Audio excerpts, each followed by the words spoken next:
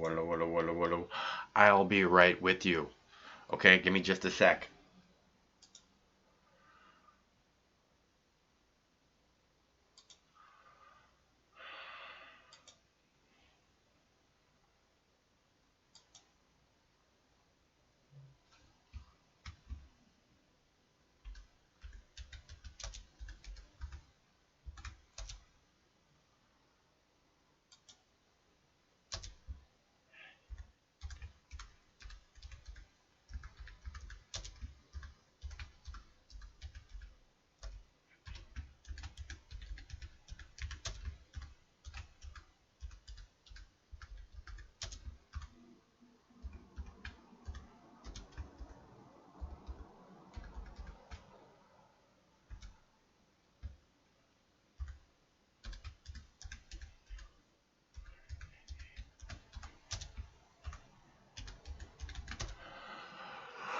Okay, almost there.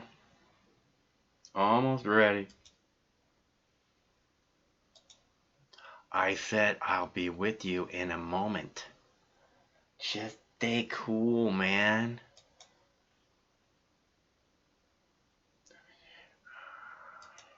Where did that go? Where did that go? There it is. Almost ready.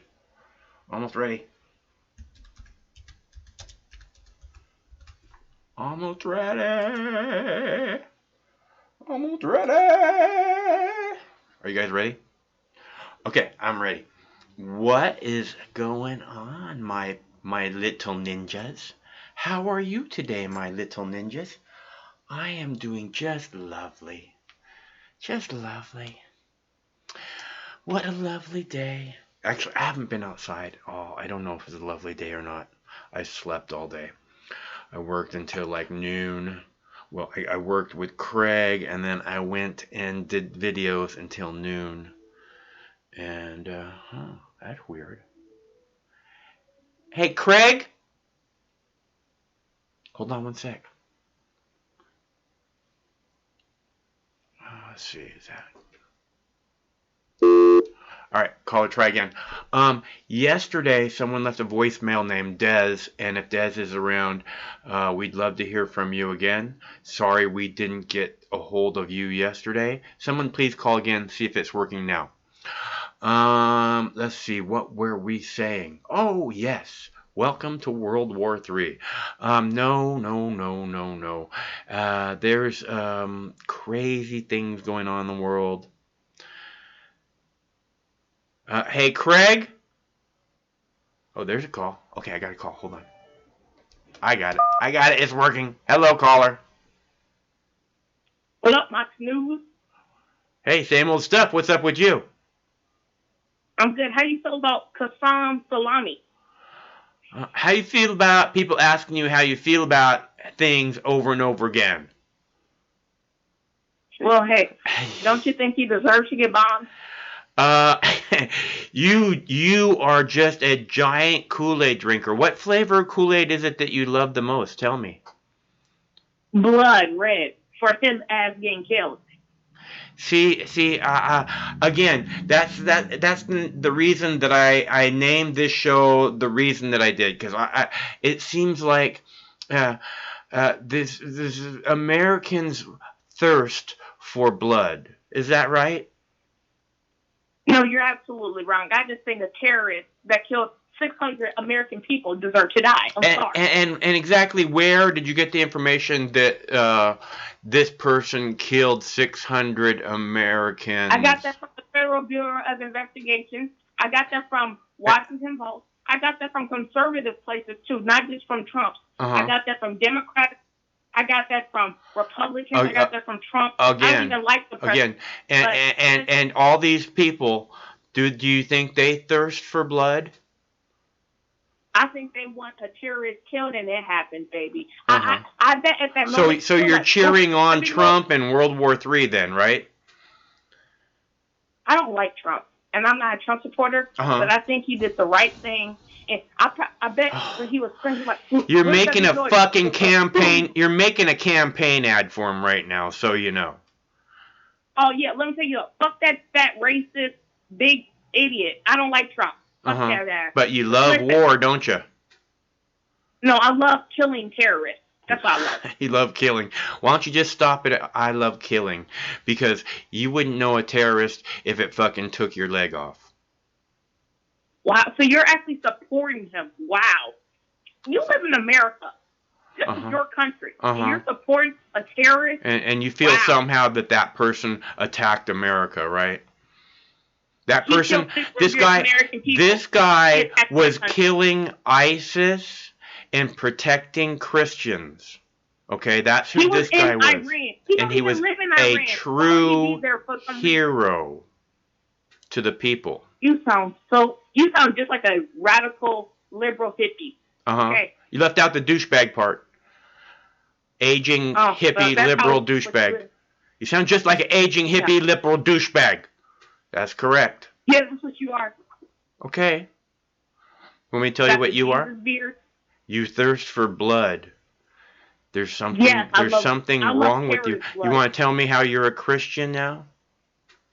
I am a Christian. And you thirst for blood, just like Jesus, right?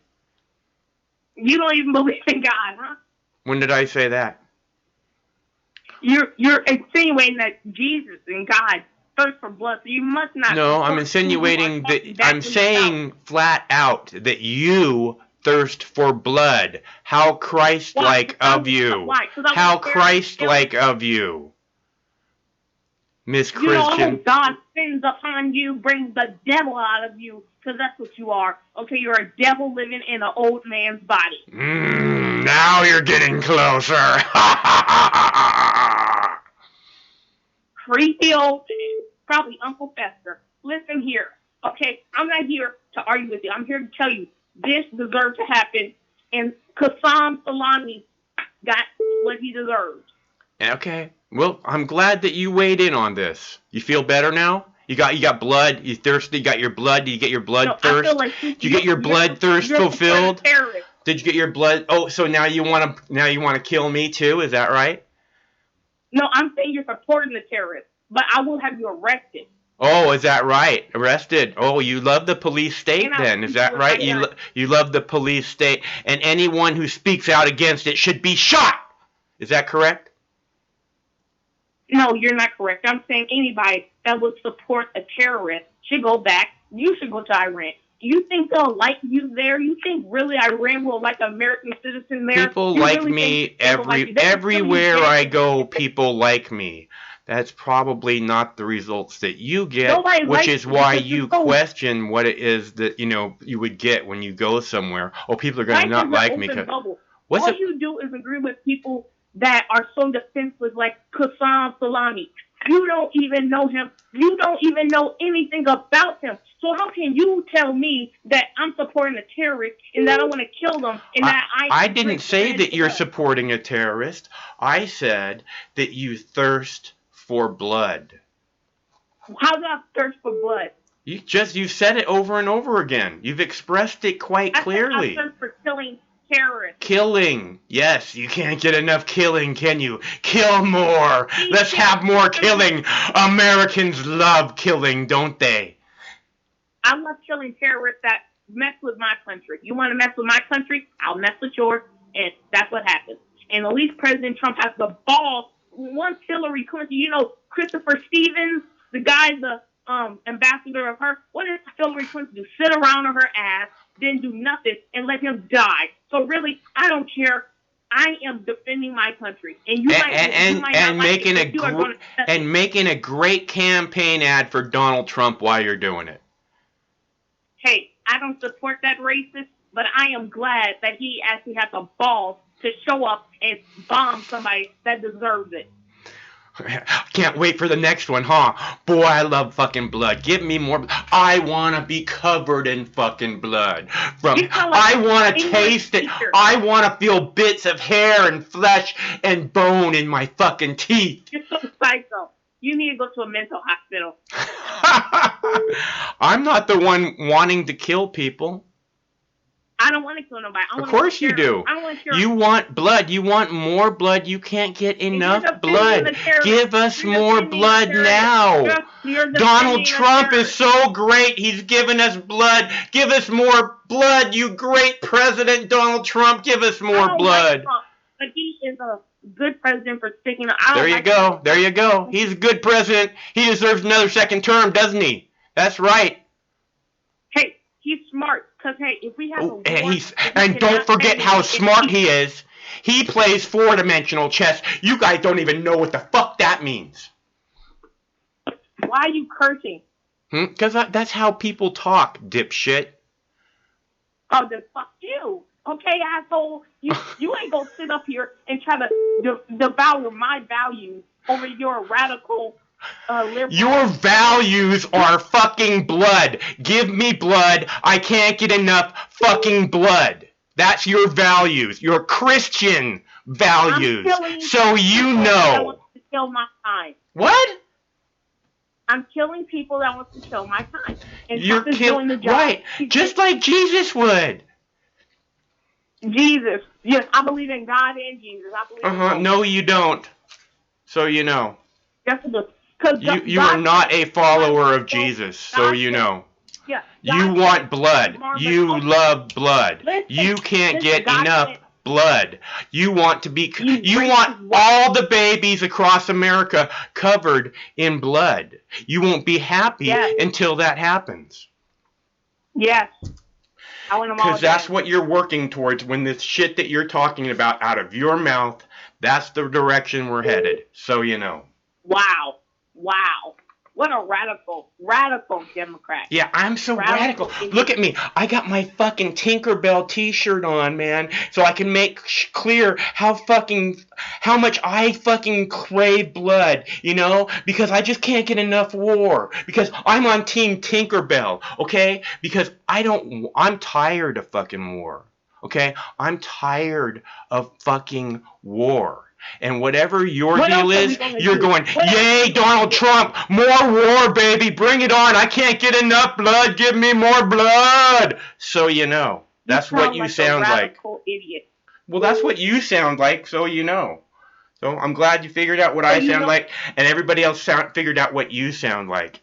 You should listen up, so you know. Defending the terrorist. What terrorist? That's like calling one of our generals a terrorist. He's like, he's a great man. There's millions and millions and millions and millions of people in the street mourning his death. How many people do you think will mourn your death? You know how many people I think will mourn my death? Americans. Americans. People that deserve. You know,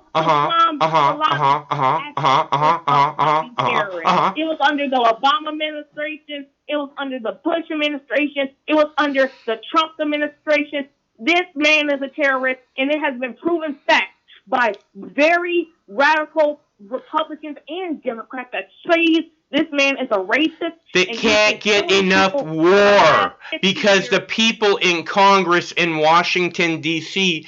love war and want more war and want the American people covered in blood just like you want. And I don't understand why you want it. I mean, I get that you're programmed.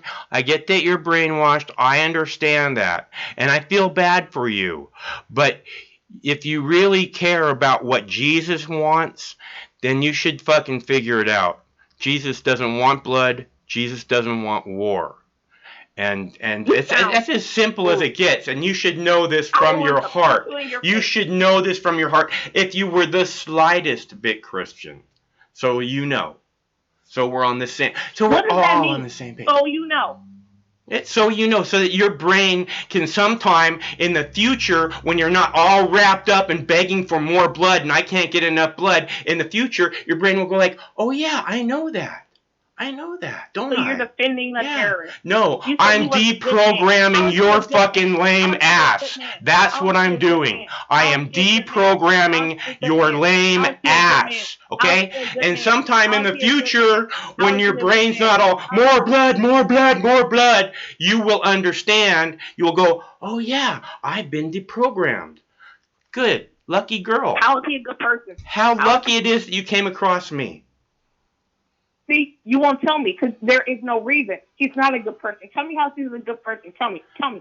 There's millions and millions of people in the street, in Iraq, in Iran, mourning his death because he protected people by killing ISIS. He probably saved U.S. soldiers by killing so many ISIS. You're fucking misled, and I feel bad for you. Okay? So good luck with that, and we'll talk again soon, I'm sure. Thanks for calling. So, do Americans thirst for blood? Yes. Yes, they do. Who needs a bong hit after that one, right? Am I right? Am I right? Fuck!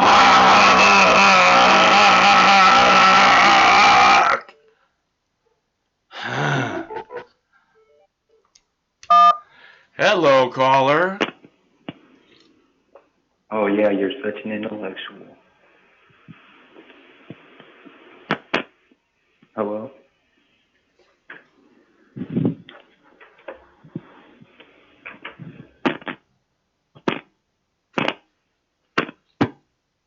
Hello?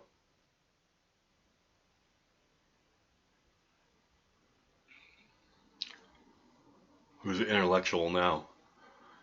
Mental midget.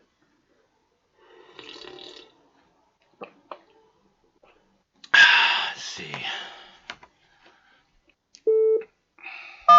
Hello, caller. Can you hear me? Yeah. Hello, caller. Hey, how are you, Max? I am good. How are you? I'm good. I just got to turn my volume down on my computer here. We'll wait for you. It's cool. I've been watching you for a couple weeks now. This is the first time I called in. This is Al from chat. What do you think of the call-in show? Is it a good idea? Should I keep doing it on a regular basis? I loved it. You got me hooked. Well, thanks very much. I couldn't ask for more than that. Yeah, this is. I'm kind of disappointed over that last caller, but I see it all the time. This brainwashing that people get. It's disheartening. It truly is. It's this, like you said brainwashing, right? Yeah, that's exactly what it is. I mean, it's a programming. You get it from the time you're little. You know, they can't have an NFL game without having all this military shit involved. You know, it's ingrained in our society, and somehow, after being lied into a war in Iraq and killing 1 million innocent Iraqis, which we're all aware of, somehow now we're supposed to trust the people at the top. Somehow now the Pentagon is full of golden angels who are only here to protect us, right? Well, I've never believed that, and I even stood up back in 2000, raised my hand, took an oath, joined the military, served my time, went through way too much crazy shit, was in Afghanistan, was in Iraq. I was one of the first people in Iraq in 2003, and in the last few days, I'm having some real fucking jittery issues just remembering what I was going through, hearing all bullshit on TV as I'm getting a phone call. Yeah. Hey, pack your shit. We're heading over. Yeah. And, you know, my heart goes out to those young men and young women out there who are on a plane ride over to a whole bunch of bullshit. Yeah, it sucks so much, dude. I mean, I just, it's like Happy New Year, get your ass out. You know, fuck, it just sucks so much. So you think that Americans love war? I mean, I get it. The programming, you know, the like I said, it's not just the NFL. It's the movies. It's it's like everything has to be fucking violent. You know, in our media. You know what I mean? But yeah. I mean, you look back historically. think there's been a full decade where we haven't had some sort of armed conflict since 1776. Yeah. I mean, if we weren't putting down rebellions against our veterans from the Revolutionary War, we were fighting Indians, we were fighting each other, we were fighting Mexico. We've been fighting everybody for fucking 200 years now. Yeah. And after World War II, it's like, we just said, fuck it, this chessboard is ours, and we're going to do whatever it takes. It sure looks like that was the plan. I mean, I don't know World War II. I mean, there was definitely plans to fuck with people after World War II, but it seems like after 9/11, you know, there's like with the project for the new American century, and you know, we're gonna. It just seems like these people that are. I mean, I posted a video today of Paul Wolfowitz. You know, I don't. It's like. These fucking cockroaches crawl out of the woodwork when there's like war. Oh, war. It's like I'm saying, you know, it's like they thirst for it, man. They crawl out and they go, you know, and it's like a lot of fucking money, and everybody wants to cash in before the market crashes again. Yeah, well, the money. We're up for a cycle of that. Every 10 years, that shit happens. Let's rob the pension funds and pay the billionaires off. Fuck that. That's what I'm saying. And it's coming around again. Well, we gotta stay strong and try and come together, try and overcome all this shit, man. That's this fucking programming with this, like, you're one of them. You know, I mean, I don't mean to be hard on that girl that called before. I try to talk to her, but she just immediately is, you're one of them. You're one of them. I'm trying to explain to her, you know. So you do love blood, is that right? You love the taste of it in your mouth, because it makes me sick, and I'm pretty sure you know what I'm saying. It makes me want to vomit constantly. All this violence that's done in our name, in the good name of America. You know, it makes us look like we support it, and I just don't in the tiny little bit. There's not even the little tiny bit of me that supports it in the slightest. You know, not at all. Yeah. Not at all. I've seen firsthand what the true cost of this shit is, and it's not worth it. It's not worth it at all. And all this does is, for every one of them we kill, one of their boys are going to grow up hating America, doing whatever they think they can get away with to do damage to America, and it just never fucking stops. It's just this cycle of violence that just snowballs and snowballs and snowballs.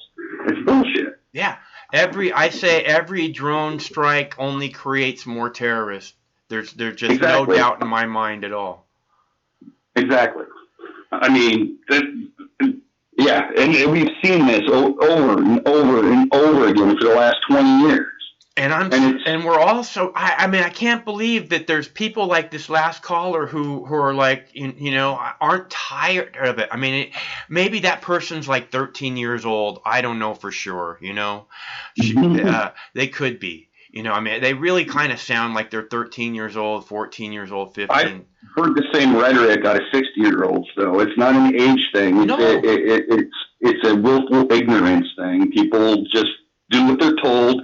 It's like the party system. They choose their team, and then they let their team think for them. It's that team think mentality, and then of course we're beating war drums now. So everybody's got to be on. Fuck yeah, Team America. You got to line up. You got to line up, man. Yeah. So fuck that. Yeah. What's your name? My name's Al. Hey, Al. So glad to meet you. Thanks so much for calling. Hey, man.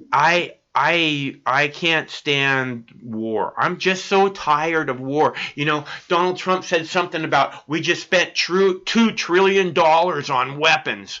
Like somehow that's a fucking good thing for us to be spending $2 trillion on. You know? I mean, we spend more on the next 5 biggest armies combined. And what does that buy us? It doesn't buy us peace, because we've got a fucking president who can assassinate somebody at a drop of a dime for no fucking reason and start fucking World War III. It's ridiculous. Yeah, they don't want peace. It's not that they can't get peace. They don't want it. It's very clear the last thing they want is peace. What I really think is they want war, and they really do want it on our shores, because then every one of us, and every one of those fuckers is going to have to fall in line then, right? You know what I'm saying? I don't know. This country hasn't seen war in how many generations on its shores? Yeah. We are so soft. Yeah. We wouldn't know. Well, I wouldn't call us exactly really soft. I mean, there's like 5 guns for every single, American, so I wouldn't exactly call us soft. No, yeah, but only about 15 to 20% of the population actually own guns. So all of those guns are, you only have one shooting, you know what I mean? You can only shoot one gun at a time unless you're in a fucking movie. But yeah, I think guns. Yeah, no, I agree. There's a lot of people with fucking arsenals. I mean, my dad in his house, he always had like 300 guns. So. That's great. So when they say rifle, when they talk, see when they see the cops and they're talking about this guy having an arsenal of weapons, I'm like, that's not an arsenal. I mean, that's what I got my first handgun when I was 10. I got my first gun when I was 9, first handgun when I was 10, and I was sleeping with a 357 under my pillow by age 12. So. Oh wow. No, I got my first gun at it was a 410 shotgun, and I got it at like 10 to go rabbit hunting with, and just went on from there. But yeah, I grew up with it. Like I said, I was a young kid who was indoctrinated, rah America. Yeah. We all are. No. We all are. I mean, you get the G.I. Joes. You get even the space stuff is very military. You know what I mean? We're all just program. Like I said, you can't watch a sports game on television without having all kinds of military ads, and they're going to have some other thing where military personnel or something military is highlighted again and again. So every high school and across this country has military recruiters in and out of it, which is fucking wrong and disgusting and sick, and that should not be.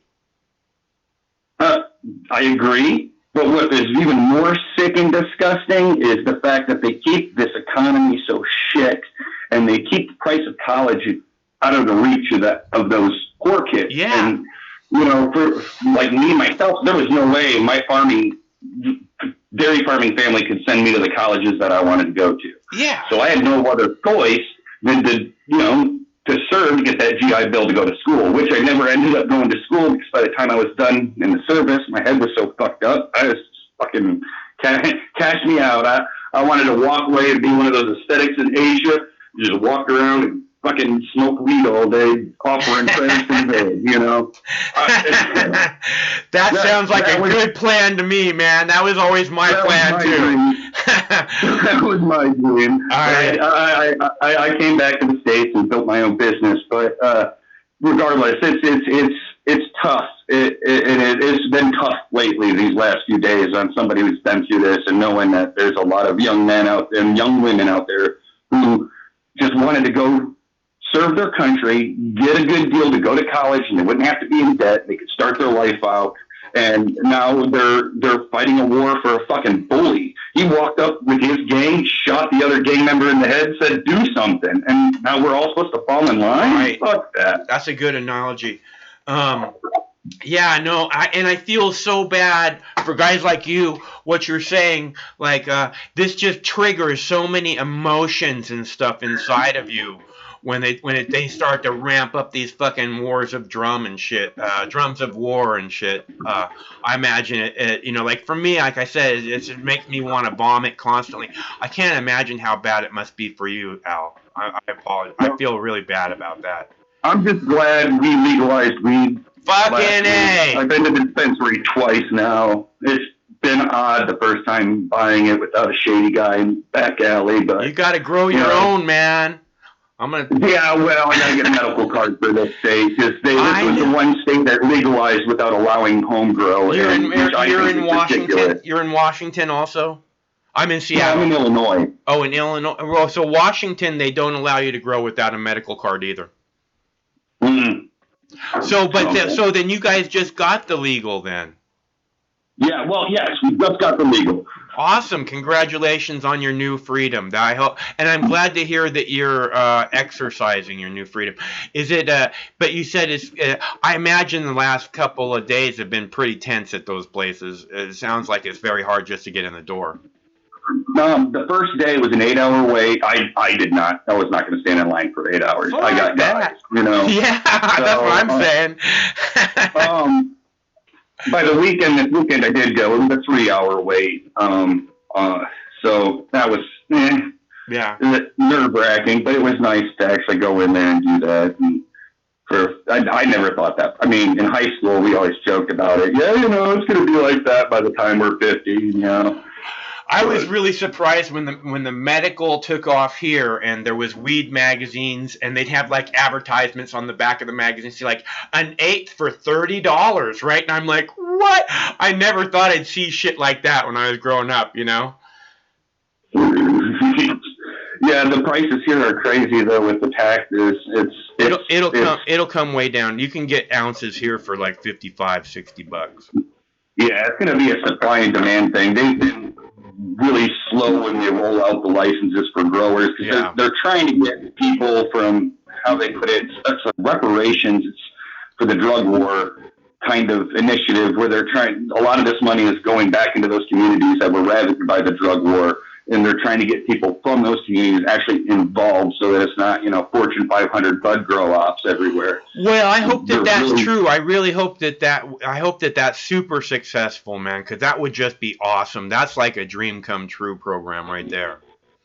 It is in one aspect, but on the other side, it slows things down. And really the only people who are currently established were those Fortune 500 companies who are growing for our medical program that we've had for like 3 years. That's the idea of, you know, giving you freedom, Al. You want freedom, baby steps. That's all we'll give you an inch. Now we'll give you an inch. Now you can have are they letting you have edibles and concentrates and stuff like that? Yeah, edibles and concentrates. Although the concentrates are taxed even higher. Wow. Fucking butter was almost $50. It was insane. But that was like 30, well, no, like 99% THC or something is what they called it. I don't believe that's pretty fucking high.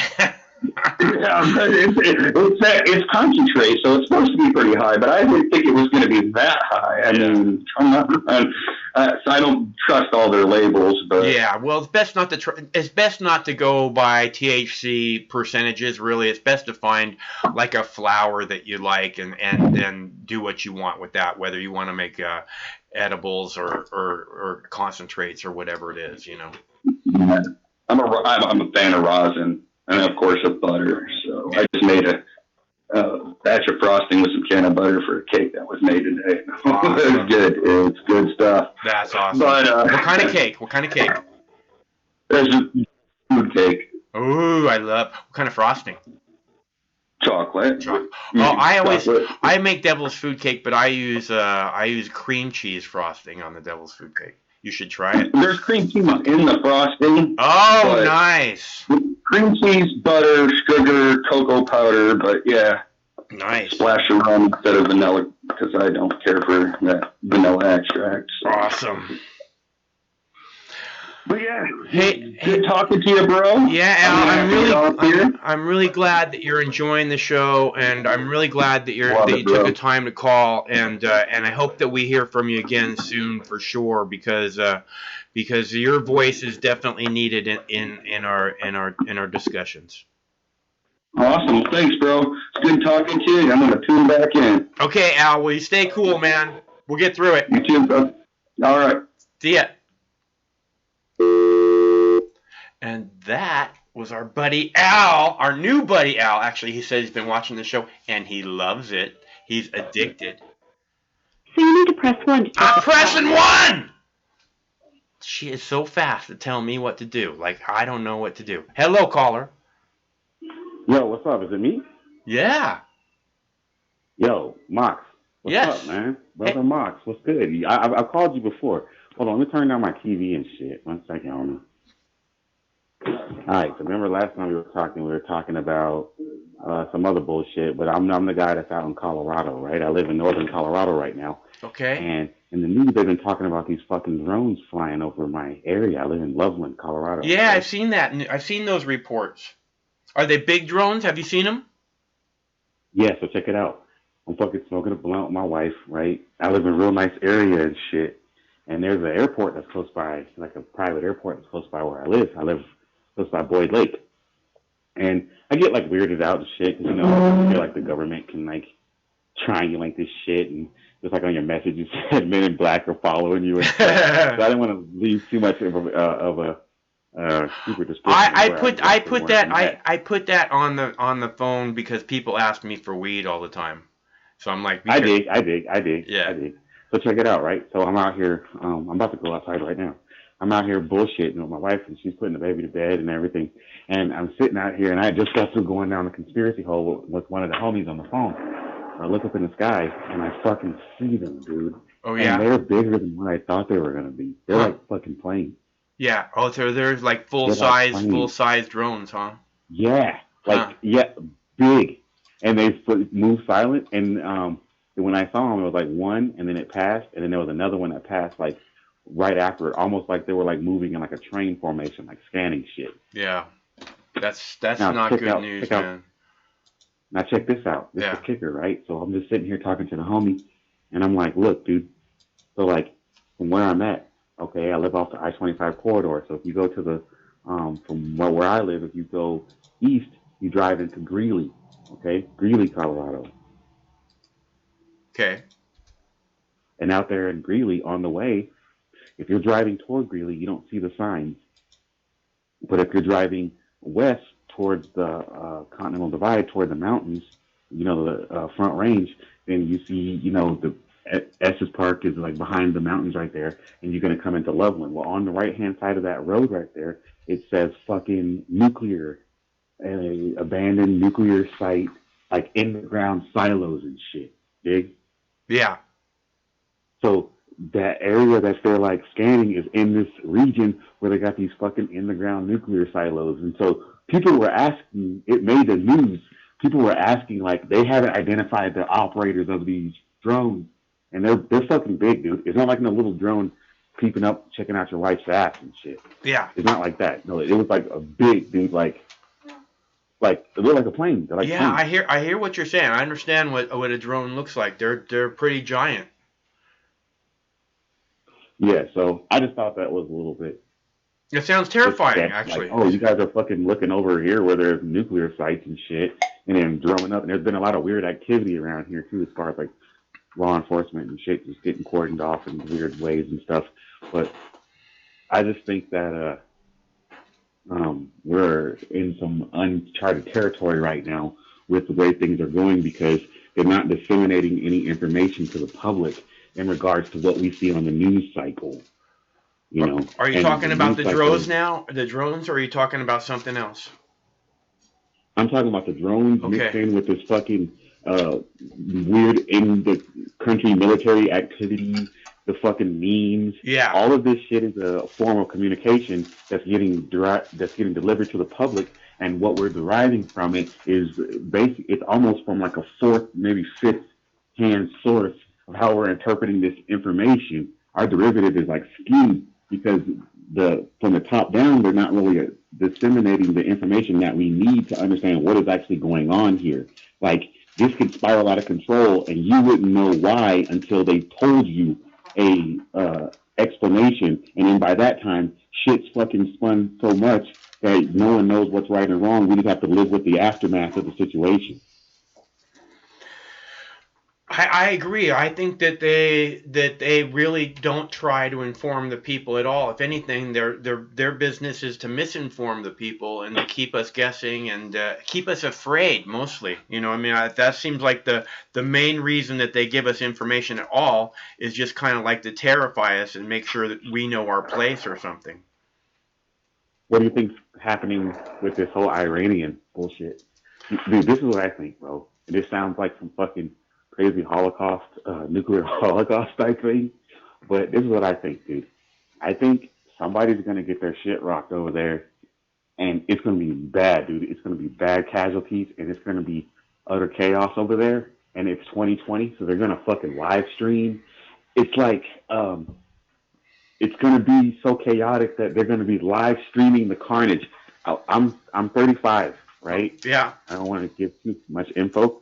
I'm 35, and when I was a kid, I was a senior in high school, and I remember when I was, when 9/11 happened, I was in the morning in class and in a room, and I was watching film because we had a football game coming up on Friday, and I was in front of the TV, and I was like, I remember talking to my coach, and I was like, such and such. I was like, look at this shit, and he ran over and shoved me out of the way, and I flew into some desks and shit, and all of a sudden the fucking alarm bell started going boop, boop, boop, and people started getting out. And then after that shit, they were streaming the war like it was a Super Bowl. I used to go home and watch Fox News because they were showing the bombs and shit. It was like watching live action video games. Yeah. So this 2020 is going to be, that could be considered cold media. This new media is going to be the 2020 after technology has boomed. And now they're going to be live streaming. You're going to see the carnage. You're going to see the shit. It's going to flood social media. This is what this is for. And I agree that I think that they have a plan as far as social media goes. That's why they got rid of people like Alex Jones. A month ago, they kicked off Press TV off of YouTube, which is Iranian state news. Think that's a coincidence? I don't. So Google is coordinating with the Pentagon. Look, they're going to use this social media machine to fucking spread and pump this propaganda so that when this shit finally gets to where it needs to be, it's going to have so much spin on it that we're just going to have to live with the decisions that are already made. And that's why when that last caller he was like, it's like a gang, like he just went over there and shot the other dude in the head and was like, do something. All right. If they're already expecting a response, that means that this is a role play. They're playing this shit out. Right. Right. Absolutely. It's clearly a role play. Okay. The U.S. attacks Iran, right? And they make this major, high-profile assassination. The whole world sees it.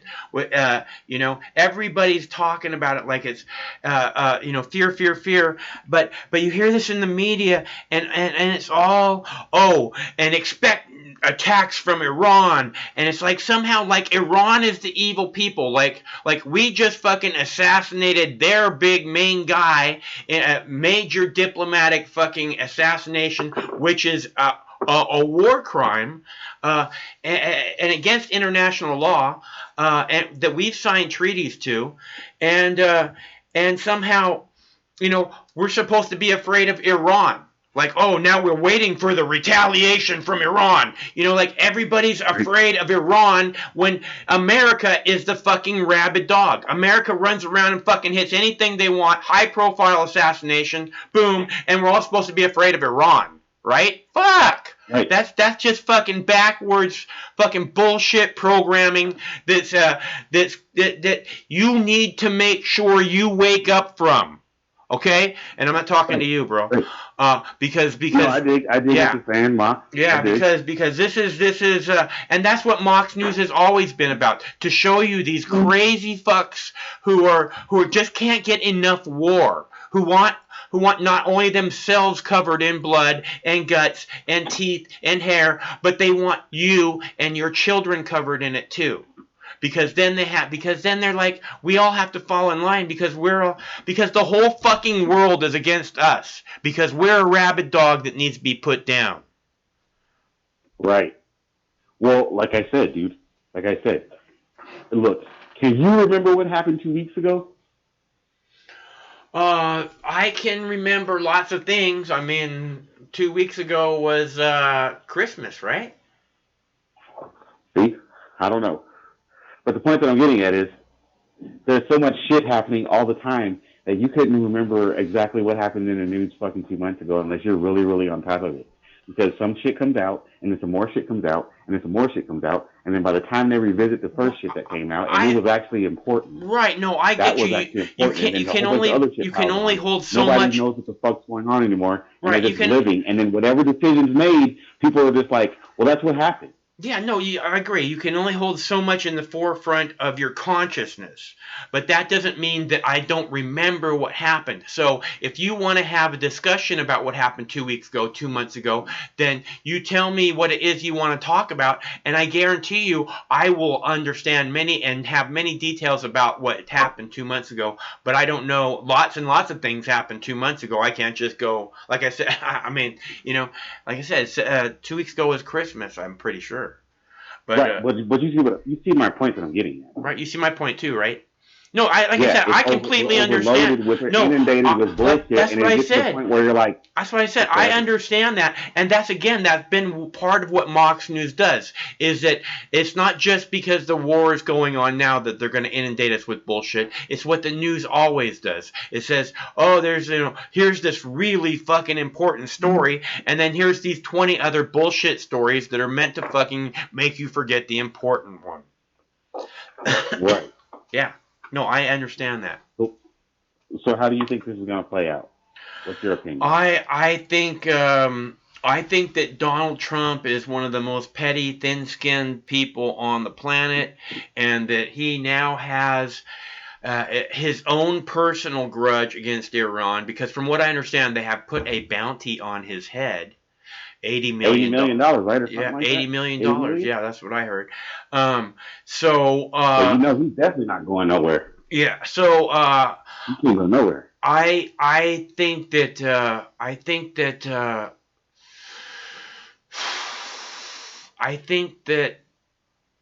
if it goes into Iran, that it's World War III. And I don't think that anybody's ready for that. It's just a matter now is if something. You don't think Donald Trump's gonna bomb some shit inside of Iran's borders? I think that there's so many people going, Are you ready for World War III? Because if you do this, you're gonna make World War III. Because he's not gonna. If you bomb inside of Iran, and China and Russia have made this clear. Not just China and Russia, but everybody else. Everybody's calling the White House saying, Are you taking us into World War III so that we know, so that we can have a little bit of notice on this? Because the world is terrified. The world's not ready for World War III. It's just not. I think we already know. I think they already know that it's going to come here. And let me tell you why. You hit it on the head when you said that he's so petty. Yeah. But I think that Donald Trump, it has to be fucking movie star. It has to be epic. Dude, the new Tom Cruise movie comes out this year. Right. All this shit. Right. You think that's a coincidence? That's like to be the jets and the that's like the top what's it called? Top Guns, right? That's what you're talking about. Yeah. Dude, it has to be all that. Right. It has to be all of that. It has to be Mark Wahlberg. It has to be all that shit. All the shit we've watched the past 10, 12 years, all that shit mixed into one fucking epic tale. And it has to have Donald Trump's legacy, his name attached to it, because it's going to be so... Yeah, you put it up there. Yeah. Look, this shit got gold on the tank. Yeah. It's like a rap video right here. You got gold on it. This shit is it's the truth right here. Look at the 50 cal in his hand. It's going down, and it's going to be, because he's going to make it so.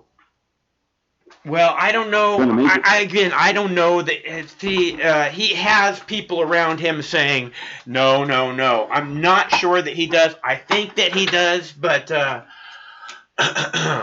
because again, I don't think that we are prepared for World War III. That's what I think. I don't think that we are genuinely prepared for that because... Can you ever be prepared for that, though? I think that no, I don't think you can. I think that there's an illusion that you could be prepared for it, but I don't think that you can. So that's a great point. But I see. I just. Do you think this is a distraction from impeachment? I think that it's not just impeachment. I think there's a couple other things besides impeachment. And, like Israel, Israel fucking eats this kind of shit up, like, oh, yes, oh, it's like a fucking orgasm for those people, you know. Mm-hmm. So, and he's got this thing, he's got whatever, some kind of fucking major hard on for Israel, so, They all do. yeah, but I just don't, I just can't see the expansion of a war. I mean, again, if you bomb Iran, it means World War III, and that's exactly the opposite of what he promised us when he was running for president. Not that anything that comes out of his mouth is of value to anyone, because he lies and doesn't even know he's lying. Look, let's just throw a little bit more spin on some shit here, and then say, well, you've got the evangelical movement too. Is this the World War III? Is this the introduction to the fucking failed tale of Armageddon? Right. The new Conan the Barbarian. Yeah. You push for World War III. You push for World War III, and you get all the evangelical votes. End of the world, baby. Christ is coming back any day now. Look. That's why I said. Yeah. That's why I said this is like, dude, you couldn't. This is if you didn't think that this shit was all scripted, you have to believe that shit now. You have to. This is like playing out like this is playing like an action film. Every day you wake up, it's like, oh, bro, look at this shit. You know what I'm saying? Every day, you don't gotta conduct yourself in any fuckery. You can just wake up every day and it's an action film. Something going on. Something is crazy. It's over the top. Yeah. That's where we're at right now. Yeah, no, I hear you. I agree pretty much. It's this constant fear thing, They want, it's not just action, It's this you need to be afraid. Bad things are happening, man. Bad things, dude. But this is what's the weird part though? Are they happening? Well, like I don't know if you heard the first caller, but I tell people that, we're going to get through this. It's not that thing. But if I just go outside your front door and look around, and you tell me if you see something to be afraid of, because, that's not the way it is outside my front door. I agree with you, but when that gas starts coming to those gas stations, you're going to look outside your front door and it's going to look like fucking hell out here. and then by that time, there won't be no fucking YouTube. And ain't nobody going to be talking. It's going to be, hey, can we use some propane to get these can of beans on? There's always the doom and gloom apocalypse fucking, outcome. It's the deal is from again that's buying into the fear. You know what I mean? And I don't buy into the fear, because like from day one after the fucking the Twin Towers fell, it's all from day one it's been, oh, the dollar's gonna crash and we're all so fucked, and that just, it hasn't happened, man. So we're gonna, like I said, we're gonna get through it. And because you know how I know that? Because we always do. Under what condition though? We always get through it. Under what condition? It may not be your dream condition. You go to war, right, and you get your legs blown off. Some dudes don't want to come back like that. Mm-hmm. Some dudes is happy to be alive, but some dudes like, no, I can't run. I can't do shit that I used to do. No, leave me here on the battlefield. So you can get through a lot of shit, but it don't mean you're gonna get through it with the best conditions.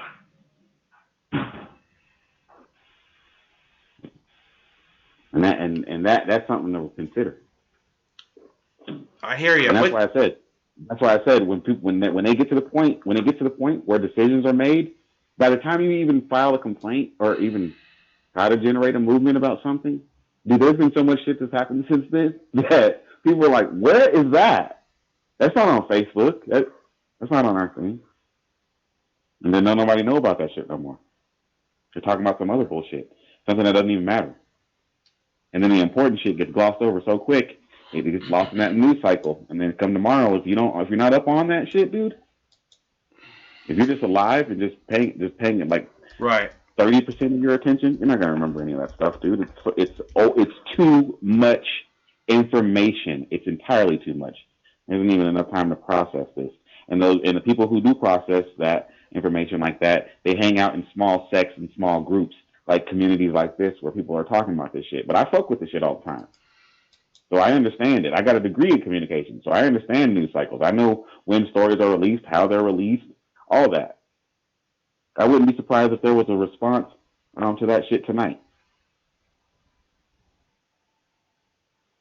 You wake up in the morning, it's something else on your MSN news feed. Right. Well, it looks like Ukrainian Airlines plane, passenger plane just crashed in Tehran shortly after takeoff. So let's see. I have that here. Hold on. So this is some Mark Wahlberg commando shit. Yeah, so it's hard to say what is happening here. They're saying that there was some kind of technical difficulties, but it looks like this story is less than a half hour old, and there was 180 people on board. And let's see, separately anonymously, China says it will suspend flights over Iran and Iraq. Look, let me tell you, man. I feel you. I love your show. Your show is awesome. I just, wanted to shoot the shit with you. But look, man, remember that flight MH370? I think that's what it was. Malaysia. Yeah, I remember MH. You ain't heard shit about that no more. Yeah. Well, you hear about it on the anniversary. You hear about it on the anniversary. You hear about it on the anniversary when but it's been like 10 years, dude. I mean. Yeah, I'm just saying. I hear if a plane just disappears, the most technologically advanced plane in the world just disappears all of a sudden, carrying like 300 people or whatever, you think that all kind of stuff. You think that would be something that you would never give up until you know what happened, But Or how come? What's up with the technology that we couldn't find that? Really? Yeah. No, I agree. It's odd to me, but that shit gets lost, and then they come up with all kind of outlandish bullshit that goes with it, and before you know it, dude, it becomes a farce, and now it's a meme, and it loses efficacy, and then people are just on to the next. Whatever comes out on the news cycle, they'll talk about that shit, and then something's gonna hit in the morning, and then their whole focus is gonna be somewhere else. And like right now, we're dealing with war, people making threats. You got people talking about there's Iranian people in America, people getting scared. Ain't talking about no impeachment no more. Right. Oh, well, there's a few people talking about it, but it is definitely not the forefront of the news or what anybody really is majorly concerned with at the moment. Nope. But yeah, man, I'll let other callers get on there. Do your thing, bro. I like your show. All right. What was your name? I'm LJ. LJ, hey, Gary, thanks a lot for calling. We're glad to hear from you. Stay cool, okay? We'll get through it. All right. See ya. That's LJ. I think he said he was from Colorado. Anyways, so it looks like a Boeing 737 carrying 180 people crashed in Iran just a few minutes ago, according to Iranian state television. Hello, caller. What up, Mike? I am doing my thing, man. What up with you? I just wanted to ask you a quick question, and no shade and no hate. But Okay. Why are you begging your fans for money? Well, we already discussed this. Did you hear me beg one single person for money tonight? Yeah. Which one was that? Which person did I beg for money? Elizabeth Smart in the comments. Yeah, I didn't beg anybody for money. So anyways, again, you're not paying attention.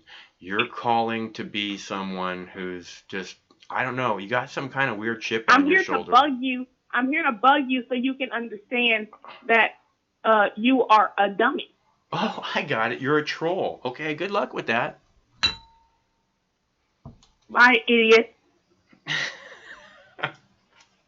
You white liberal. Oh, now we're gonna make it a racist thing. I didn't realize you were racist on top of your moron. You white. You used to beat us up. You racist. Your ancestors are your white ass ancestors. Oh, listen to you. Listen to what she has in her brain. She's a taboo lover on top of everything else. Listen to her brain open up in front of everyone. I better shut off the. You want to go ahead and continue? I gotta shut off the torch so we can all hear. I don't want people not to be able to hear what you're saying. Go ahead. Go ahead. Okay, white man. Go ahead. Keep going. Go ahead, white man. Go ahead, white man. Talk. See, it's so you're a racist, is that right? No, I'm just a person that hates white people. Racist in this country and white people like you are. And white people. So you just have to stop at and white people. And then we'd all be clear, including you, who you are. Because that's what you're spelling out for everyone. So you know. White man. Uh-huh. White man. Uh-huh. I mean, homeless Jesus. Listen. Okay. You cannot come about me. Okay, homeless white man? Sure. I don't understand why your fans have to pay money to watch your fake old crappy videos. Did you pay money? Did you pay money? Did you pay money to watch my videos? 2 minutes long.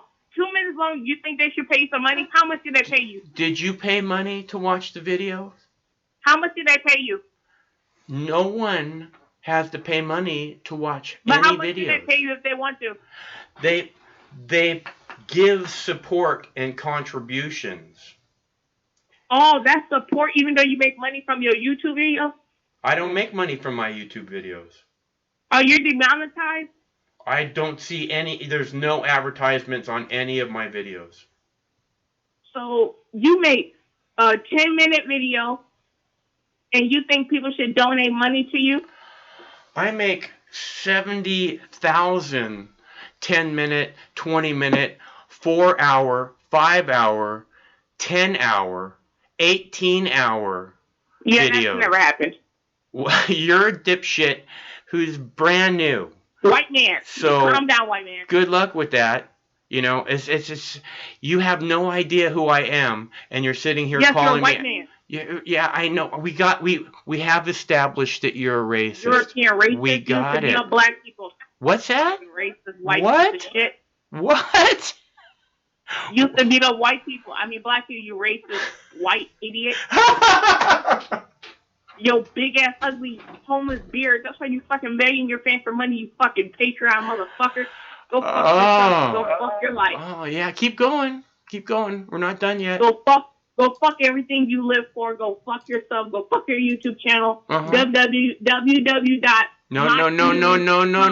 You didn't even put a period. And plus, he lowercase his letters, uppercase them, then lowercase them, then didn't even put a period. If my fucking reading teacher saw this, she'll fucking expel your ass faster. What the fuck is this shit? You dumb idiot. You dumb white man. And what was the last book you read? The last book I read was How to Get Racist, Homeless White People Out This Country. What's so funny? Telling everyone who you are. It's hilarious. It's hilarious. You got yellow teeth. Oh, well, thanks so much. I'm sorry. I live in a place where only rich people get to go to the doctor. You don't have insurance, white man? You just called me homeless amongst other things. Homeless people don't have insurance. White man? Yeah, whatever. I see, do you not get that you're really making yourself look like a horrible human being? You used to beat up black people, you white man. I have never beat up anyone. I don't think I've ever in my life beat up anyone. Everybody has a fan on Mox News. Unsubscribe from his YouTube channel. He used to beat up black people. Believe me over this racist white man. All the black people that subscribe, unsubscribe, because you don't want that racist in your life. This racist white idiot. You hear his voice? After he beat black people. Damn. That was that creepy white man laugh after he beat black people. People, please unsubscribe from his YouTube channel. Give him dislikes. Ruin his life. Yes, please ruin my life. Please ruin my life. You fat idiot. You fat idiot. You look like Donald Trump's cousin, you fat, dumb idiot. Hey. I don't look anything like Donald Trump. Yes, you do. Y'all twins. Fucking No, I don't. fat piece of shit. You're a fat ass. Oh, right. They all look alike to you, huh? I got it. I forgot that you were racist. I forgot. They all look alike. I got it. No, it's not even about color. You look just like Donald Trump. Uh-huh. I look just like Donald Trump. Because, after he's rich and you're homeless, so I don't think y'all can be brothers. But still, you two are some dumb people, faggy, and I am not a racist. You were just saying how great Donald Trump was a minute ago. I am a black supporter. I hate white people. You were just talking. There you go. I hate white people. We got it. You're a racist. Yes, I hate white people. Got it. We got it. You racist. You're racist. I never said anything like what you just said. I have never in my life said anything like what you just said. White piece of shit. Never in my life. Black people. Ever said anything like what you just said. Thanks for calling. Hello, caller. Hello, caller. Yo. Hey, what's up? I called in earlier, and I just want to let you know. Hold on 1 second. Let me turn my shit on.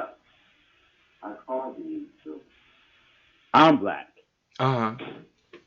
And that is completely disrespectful. That's why I had to call back in. I was disrespectful? No.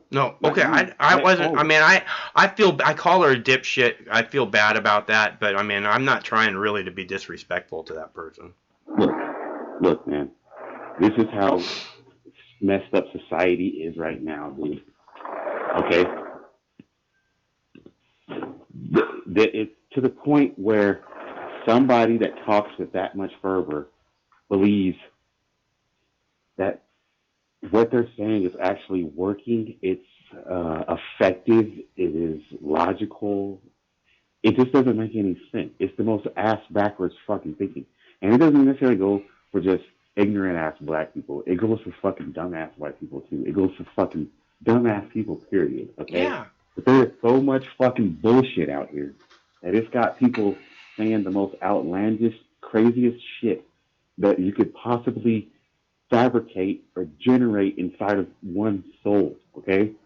And I want to get your opinion on the state of when I said we were in uncharted territory, I mean that we're dealing with some new age 2020 fucking social issues that's like, really taking things to the next level. We're dealing with the super uber war that's trying to get drummed up because we've been building these toys for fucking years and developing this technology.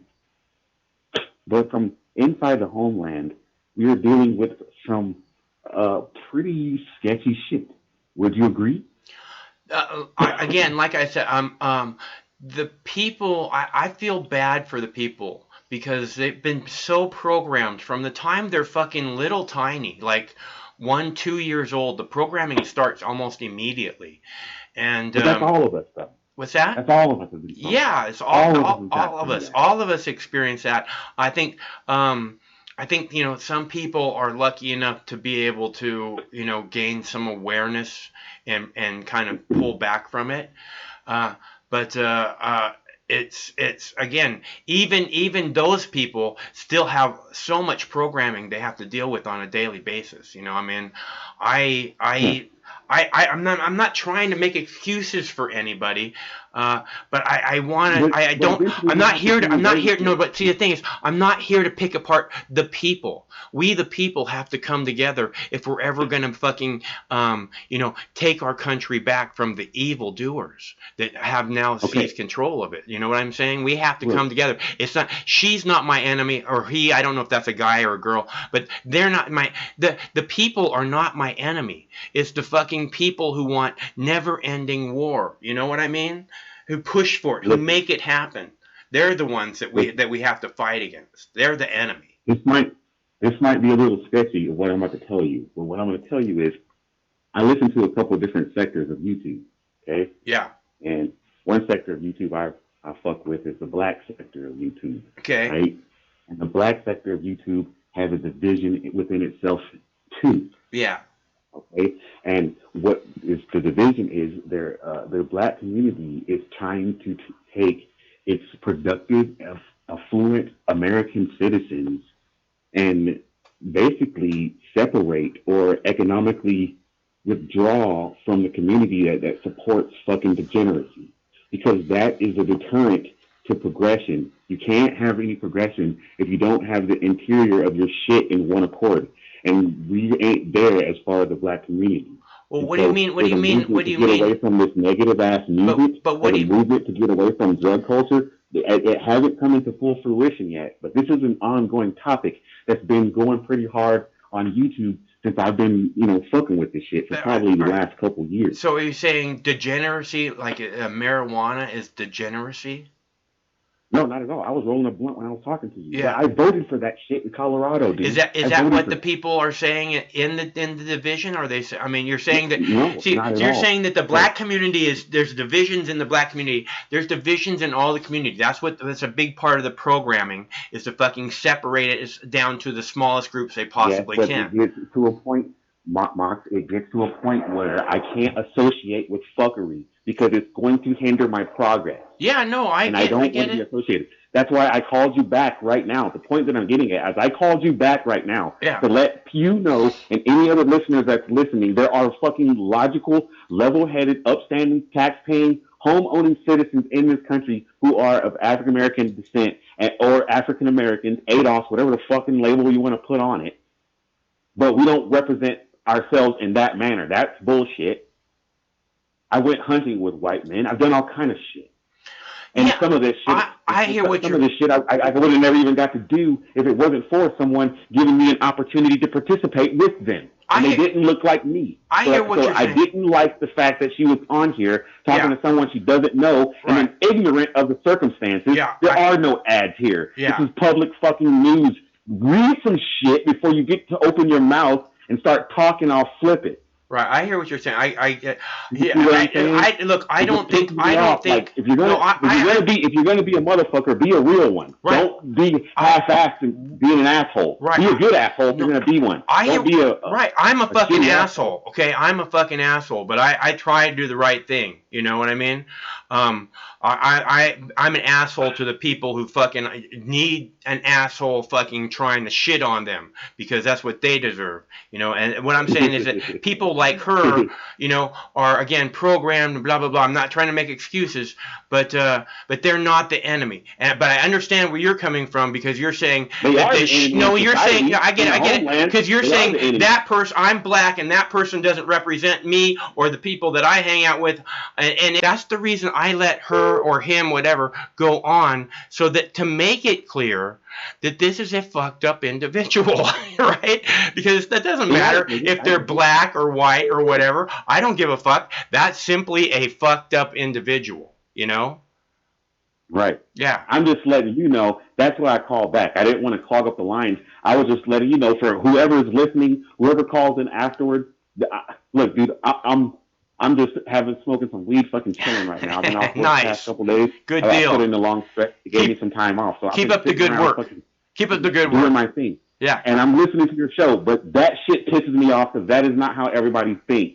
That's the most dumb fucking logic you can ever have. In America? It's a troll, dude. She's a troll. She made it really clear. This is what I'm saying. This is somebody who's fucked up, and even more so, she's a troll, and she made that really clear. That's why I allow these people to go on like this, because they out themselves. She just kept more and more. She just kept outing herself until it was clear that she has all these racist feelings inside, and she's just here to fucking vent her fucking anger. She's just a petty little person who needs somewhere to vent their anger, right?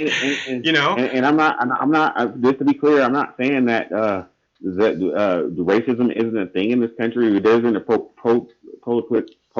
proclivity for that in this environment. I'm not saying that, but what I am saying is that logic being for what she was saying. I'm glad that I came and got on the line again. Okay, I'm glad you did, dude. And that is the most disrespectful shit I've ever heard. Dude, I would have hung that phone up so quick. But again, no. But see, I want the start talking bullshit. It'd been dial tone. Yeah, but see, that's not what I'm about. I've had trolls call, and now they call and they actually want to participate in the conversation. They don't want to just say stupid shit because they're maybe not fucking stupid people. They just got, they got programmed and caught in this fucking rut, right? You get in this rut and this is who I am and I'm doing this and I'm doing this, and then someone treats you differently and maybe that's not who I am because it's really not who they are. I mean, that person was triggered for whatever reason, but she's just being a troll. Again, you can't like act like that somehow. But I hear I understand where you're coming from. I understand where you're coming from, and I'm glad you called back too. All right, do your thing, dude. Take another caller. Okay, well, thanks for calling. We'll talk again soon. All right, bro. Okay, so.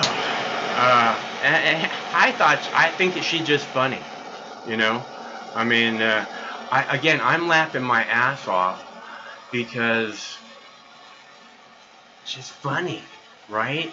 I mean, it's sad. I had to shut the torch off. I'm not gonna pick up this call. I had to shut the torch off in the middle of a dab because I was worried people wouldn't be able to hear it. He's like, I would have hung up on her a minute. I waited from taking a bong hit to make sure everyone could hear what she was saying, okay? Because, again, there's nothing to be afraid of. It's just a troll. I don't think she's making black people look bad. I think she's making herself look bad, okay? So, or his self. I don't know if that's a dude or a chick. I'm taking a bong hit. Give me a minute, okay? But... I'm glad he is here. I find it entertaining. I'm pretty sure that some of you find it entertaining too. I mean, and that's the thing about dealing with a troll, is that as long as you keep a proper attitude, you cannot be bested by a troll.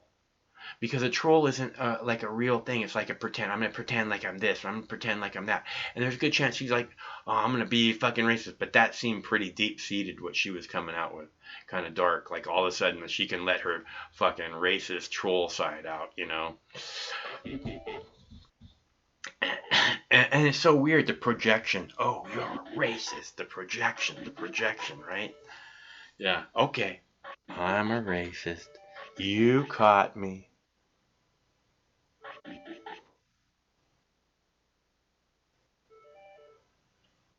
I'm taking a bong hit, I said. And then we're going to play a clip. And then I'll be back. Let me take a bong hit first.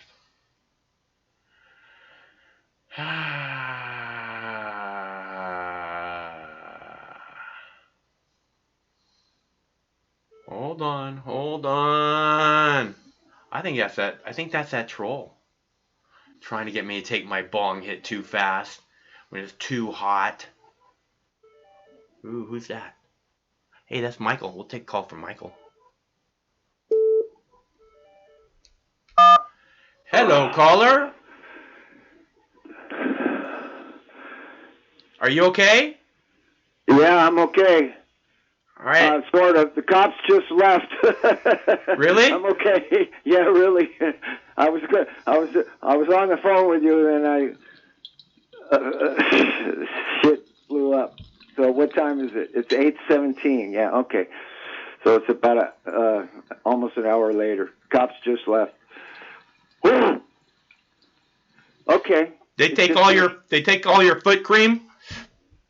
No, I don't let them in the house. It was a rental situation. The heroin addicts came back for their stuff. They surprise attacked me in the driveway.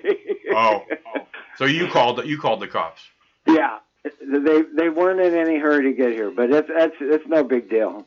Anyways, I did hear the little child from Chicago. I'll bet is probably the same one, right? I heard that much, and then the cops. Then shit blew up over here, but Yeah, well, it's hard to educate people. People just want war, man. I mean, these people that just left want war. Americans want war. It's all, So Can't get enough war. I don't want war. I don't know. I mean, I get it, it's like all of our heroes are like, in the movies, right? They all carry guns and they all beat the shit out of people and give us more blood. We can't get enough blood. I mean, it's so deeply entrenched programming, that it really takes a conscious effort to fight it. I mean, so. Yeah, well, it's really, every wise man, every sage that ever lived will tell you the violence begins in the mind, and then it comes out of your mouth, and then it happens in the physical world, and that's the way it progresses. It starts in the mind, like, let's say some guy's sitting up in Canada, and he's saying, "Oh, those guys, those Iranians, they're terrorists, and that guy Soleimani, he's killed 800 soldiers," and it's like their mind has already been brainwashed, and it's coming out of their mouth, and pretty soon they see an Iranian walking down the street, and it's like, I'm going to blame this Iranian for everything those imaginary monsters did to us. It's like everything that's wrong in the world, basically. Say what? Everything that's wrong in the world. Yeah, it's a really fucked up psychological situation. So, I really, I'm watching you, Michael, and I respect the way you have a really humorous, grumpy, troll-like response to really stupid people where you mock them right to their face, and there's nothing wrong with that. That's a really intelligent way to go about trying to point out the error in their false argument, because it's not an argument. It's a false argument some of these people are giving you. And I respect that about you. You're really trying to keep the peace. With me, I would just, I'm the kind of guy say, "Fuck you, shut up." I would just go off on him. But I feel bad. I mean, I called her a dipshit like twice, and I feel bad about it. She called you the devil, and she called you a Satan. I mean, but she's a fucked up person, dude. I mean, you can't. Again, if you resort to the name calling, then it's kind of like you're just, you're coming down to their level or whatever. So I feel bad about that, but whatever. I mean, you're going to respond in some way, and I'm just trying to make clear. Look, this is important. This is fucking war.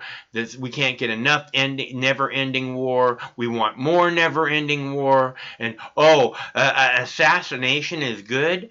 I mean, again. Yeah, right. Yeah, we're a nation of laws. American exceptionalism. Man, and George Galloway called this the biggest funeral in history, and I think he's right. I can't remember. Probably JFK's funeral was smaller by far than this one that's still going on, apparently. So, it's and there's four ways. I'm pretty sure he got McCain beat. Remember the big deal they made about McCain's funeral? Yeah. I think a lot of people boycotted McCain's funeral, not just Trump, but yeah.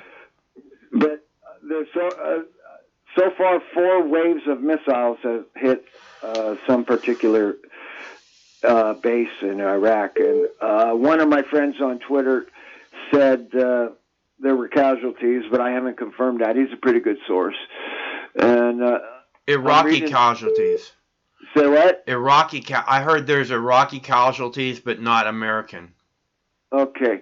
Well, I'm reading the Twitter feed right now. One says mass attack, 3rd wave incoming.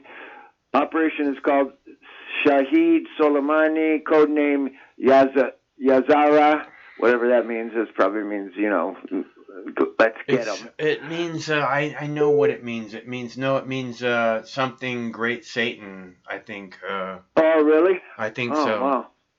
Oh, and this one, 4 hours ago, this Twitter from some guy on the ground says, mass casualties among U.S. occupation forces. Attack still ongoing. Could Iraq... Okay, the report I heard an hour ago said that there was, from senior American officials in Iraq, was that there was no U.S. casualties. Good. let's not give Trump any more excuse because they got at least 6 B-52 bombers on the way right now. 16. 16? Yeah. Wow. Okay. All right. Well, yeah, I only tuned into the news about an hour before your show, and then I made a bunch of salsa. Nice. Yeah, homemade salsa. And, with homemade tomatoes? No, store bought. You don't grow your own tomatoes. You grow your own weed, but not tomatoes, huh? It's not tomato season right now. I know. You're right. I grow my own tomatoes, and okay. And I'm a salsero. What's that? I'm a salsero. Oh, I don't know what that means. You know what a saucier is? A saucier is a guy that specializes in sauces. In sauces, yeah. Okay. That's a French word. Right, and a salsero is a Spanish word, which means a guy that specializes in a lot of different kinds of salsa. So I'm a salsero. Cool. And only Romas are the best for salsa. Other tomatoes are too runny and shit. You know, Romas are the best. I got to tell you that. Do you ever make you make it where you make salsa where you like push it through a funnel, like not a funnel, but like a strainer? A strainer, yeah. You make I don't like that kind. No, I don't like that kind. You got to have cilantro and garlic and onions in the mix, and you can't get that through a strainer really much, you know. Yeah. I like salsa that has a lot of body to it, but I do make hot sauces, which all you do is just blend it up really, really fine and add vinegar and sugar, and it's great. You know, you have five different kinds of chilies, and it's just as good as Sriracha or whatever they call it, the dragon sauce. You know? Yeah, Sriracha. Just as good as that. I don't want to live without Sriracha. So. Yeah, that guy. I think the guy that owns that company sued a bunch of farmers in like Orange County or somewhere because they stopped supplying him with the kind of tomatoes or chilies that he needed to make his Sriracha sauce. How do you say it? Sriracha. Sriracha, yeah. So, you know, even farmers and salsa and hot sauce makers getting beef sometimes, you know. So I guess my little thing. He's had all kinds of issues with that company. There was had like some kind of filtration problem at one point, and they like were fucking pepper spraying the whole neighborhood. It's like in a residential area in Los Angeles, and he's like pepper spraying the whole fucking neighborhood, man. I never heard of that. Wow, that's weird. Yeah. So, what's your favorite really spicy sauce that you make? Well, I really only make Sriracha type sauce as a sauce, but as a salsa, more often than not, I go with heavy cilantro, and most people don't like heavy cilantro. And the reason I do it is because salsa is medicine, and cilantro lifts the heavy metals out of your bloodstream. So I put in twice as much cilantro as other people do. And I used to be really particular, like I discovered that, you know, if you put onions and garlic in the same salsa, that they won't cancel themselves out, but they'll kind of blur the flavor because you got a giant flavor palette that, and you can move your particular salsa all over the map. You know, green salsa, roasted salsa, salsa with mango sauce. I was going to ask you if you made anything with like pineapple or anything like that. I use dragon fruit juice instead of water. Nice. You know what dragon fruit is? I haven't ever tasted it, but I've heard of it before. Yeah, it's a good fruit. It's all spiky when it comes off the tree. It looks like something if you threw it at somebody, it would stick to them. But I mean, I personally, for taste, roasted chili salsas are the best, and then you cut back on the cilantro, and then you can make. If you're sick, you can make salsas that are garlic heavy, you know. So I like really spicy. I like really spicy. What kind of peppers do you use for that? Well, I found out a long time ago that the bouquet, like they talk about wines, like wine has a bouquet. Yeah. Well, salsa has a bouquet that's like 5 times larger than any wine you could ever discover. Salsa has a giant bouquet. So if you put in 5 different kinds of chilies, you're going to get that in your bouquet. It's you're going to taste it. But really, without habaneros, because if you make a strictly habanero salsa, the first pre-taste is going to be sweet because habaneros give you a sweet pre-taste. But then the heat comes on, Yeah. So I like to use poblanos and Chinese peppers. I don't like to use Anaheims. I really don't like Anaheims. I guess I think Anaheims are like a gringo chili. They probably are because they're named after Anaheim. Well, what kind of green chilies do you use then? Green chilies would be Chinese, jalapenos, and poblanos. Do you say Chinese? Yeah, Chinese peppers. Huh. Yeah. Okay. Yeah, they're like skinny jalapenos. They're about the same size except they're skinny. Okay. And then any chili that you buy will turn red as it ripens. They don't pick it ripe off the plant because they want it to. You tell me jalapeno peppers will turn red if you leave them around? If you leave them on the plant. Oh, on the plant. Okay. Yeah, you're supposed to pick them when they're red, but just like every other fruit, if they pick them a little shy of actual being ripe. Yeah. So that they look good in the store. So they have a shelf life. Right, yeah. So they have a shelf life, yeah. But red peppers are way better than green peppers. Green peppers have a toxin in them, and red peppers have more, I forget the name of the chemical. But yeah, I mean, I used to make salsa twice a week, and now this is the first time I've made it in fucking 5 months. So, right on. You must be loving that. Yeah, I was working all day and I cutting plywood and I got. What do you eat it with? I make my own chips. Oh yeah, from corn tortillas or? Yeah, you just fry them up in oil and they're way better than store-bought chips. Yeah. Kind of oil. And yellow corn makes the best chips. Just in case you want to try it. I'm not going to make my own chips, but salsa, I can do salsa. Yeah, salsa's good. It's good medicine.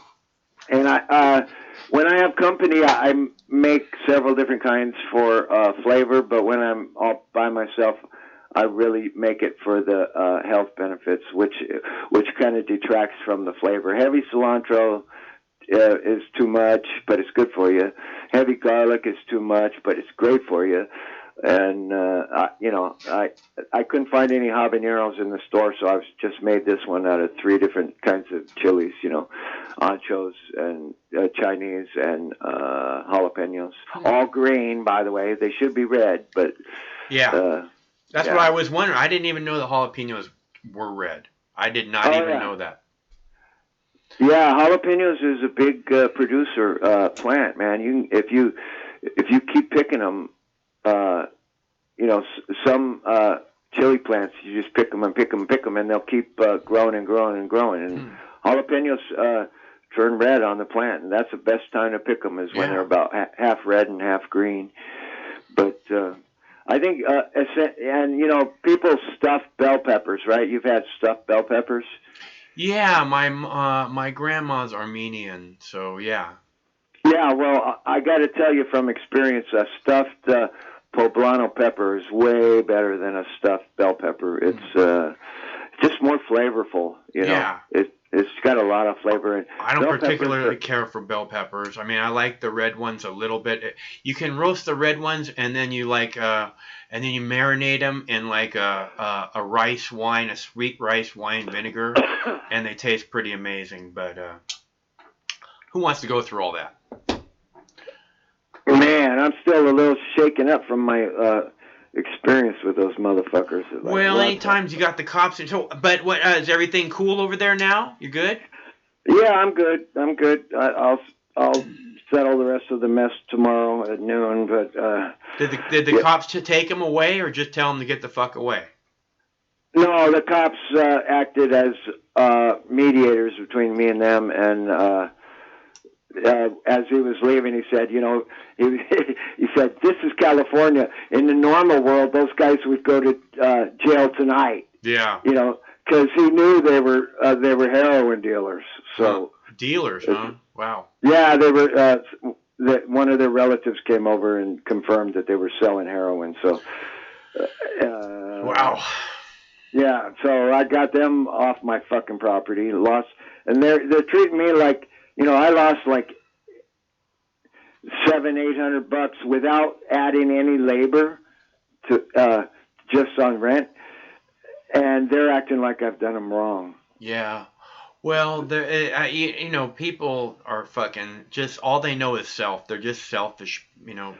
So many people just, especially junkies, they only know them. They don't know beyond their fucking nose.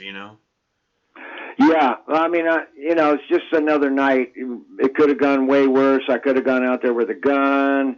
I could have yelled at him. But Last thing you want to do is go somewhere with a gun and then you fucking really ruin your fucking world.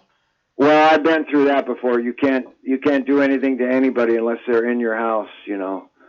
So I was out in the driveway, and I'm not interested in dragging it out. So I called the cops. I just want to go on with my life. I'm having a really, really productive week, and I feel okay.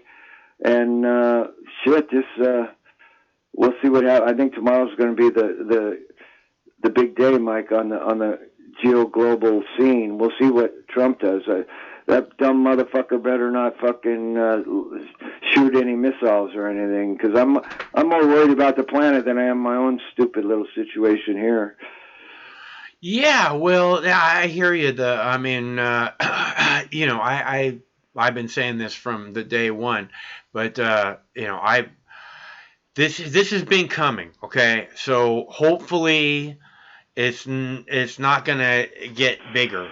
But it looks like this. I don't know who this fucking troll piece of shit thinks he is, that he can fucking put the whole world on edge just on a fucking whim because he's having a bad day or something. Yeah, let's fucking whack this fucking. Let's put the whole world on the edge of World War III, right? I mean, yeah, let's whip a U-turn on our strategic policy.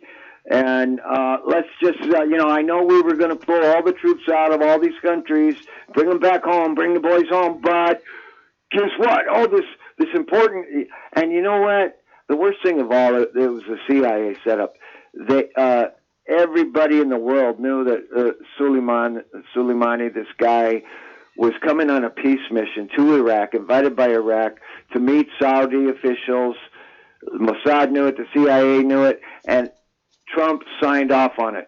So how smart can that guy possibly be? No, even Hillary might not have pulled such a bonehead maneuver, and God, who knows what would mess we'd be in if she was president, she could very much just be even worse. Yeah, but we can't be making excuses for what's happening, okay? We have to stay focused on who is to blame and that they're a giant piece of shit and that a vote for Trump at this point means a vote for war with Iran, okay? I mean, he ran on this, we have to end never-ending wars. We have to get out of these never-ending wars. We have to bring the troops home, and now he's fucking sending more troops. Okay, so if that's what you want is war with Iran, then vote for Donald Trump. That's all there is to it at this point. Right? And that's what we need to stay focused on, not what happened in the fucking 2016 election and where we might be now if this was different. But, we have to stay focused on what is it that you want. Do you want a World War III? Do you want war with Iran? Because war with Iran is going to be nothing like war with Afghanistan and nothing like war with Iraq. It's going to be some hairy fucking shit, and it will reach our shores. Golan Heights was missile attacked today too, which is a lot of people consider Golan Heights to be Israel. And I think Trump, in his majesty and supremacy and infinite wisdom, he declared the Golan Heights part of Israel just by waving his magic hand. I now declare. But let's see, Iran, where is it? Okay, I probably don't have it up here. But yeah, I know they attacked some. I don't know if anyone was killed or how many missiles flew, but definitely, the reason, the strategic reason why Israel keeps Golan Heights is in the name, Heights. It's up above Israel, and it's a militarily strategic position they want to hold. Otherwise, Syria could bomb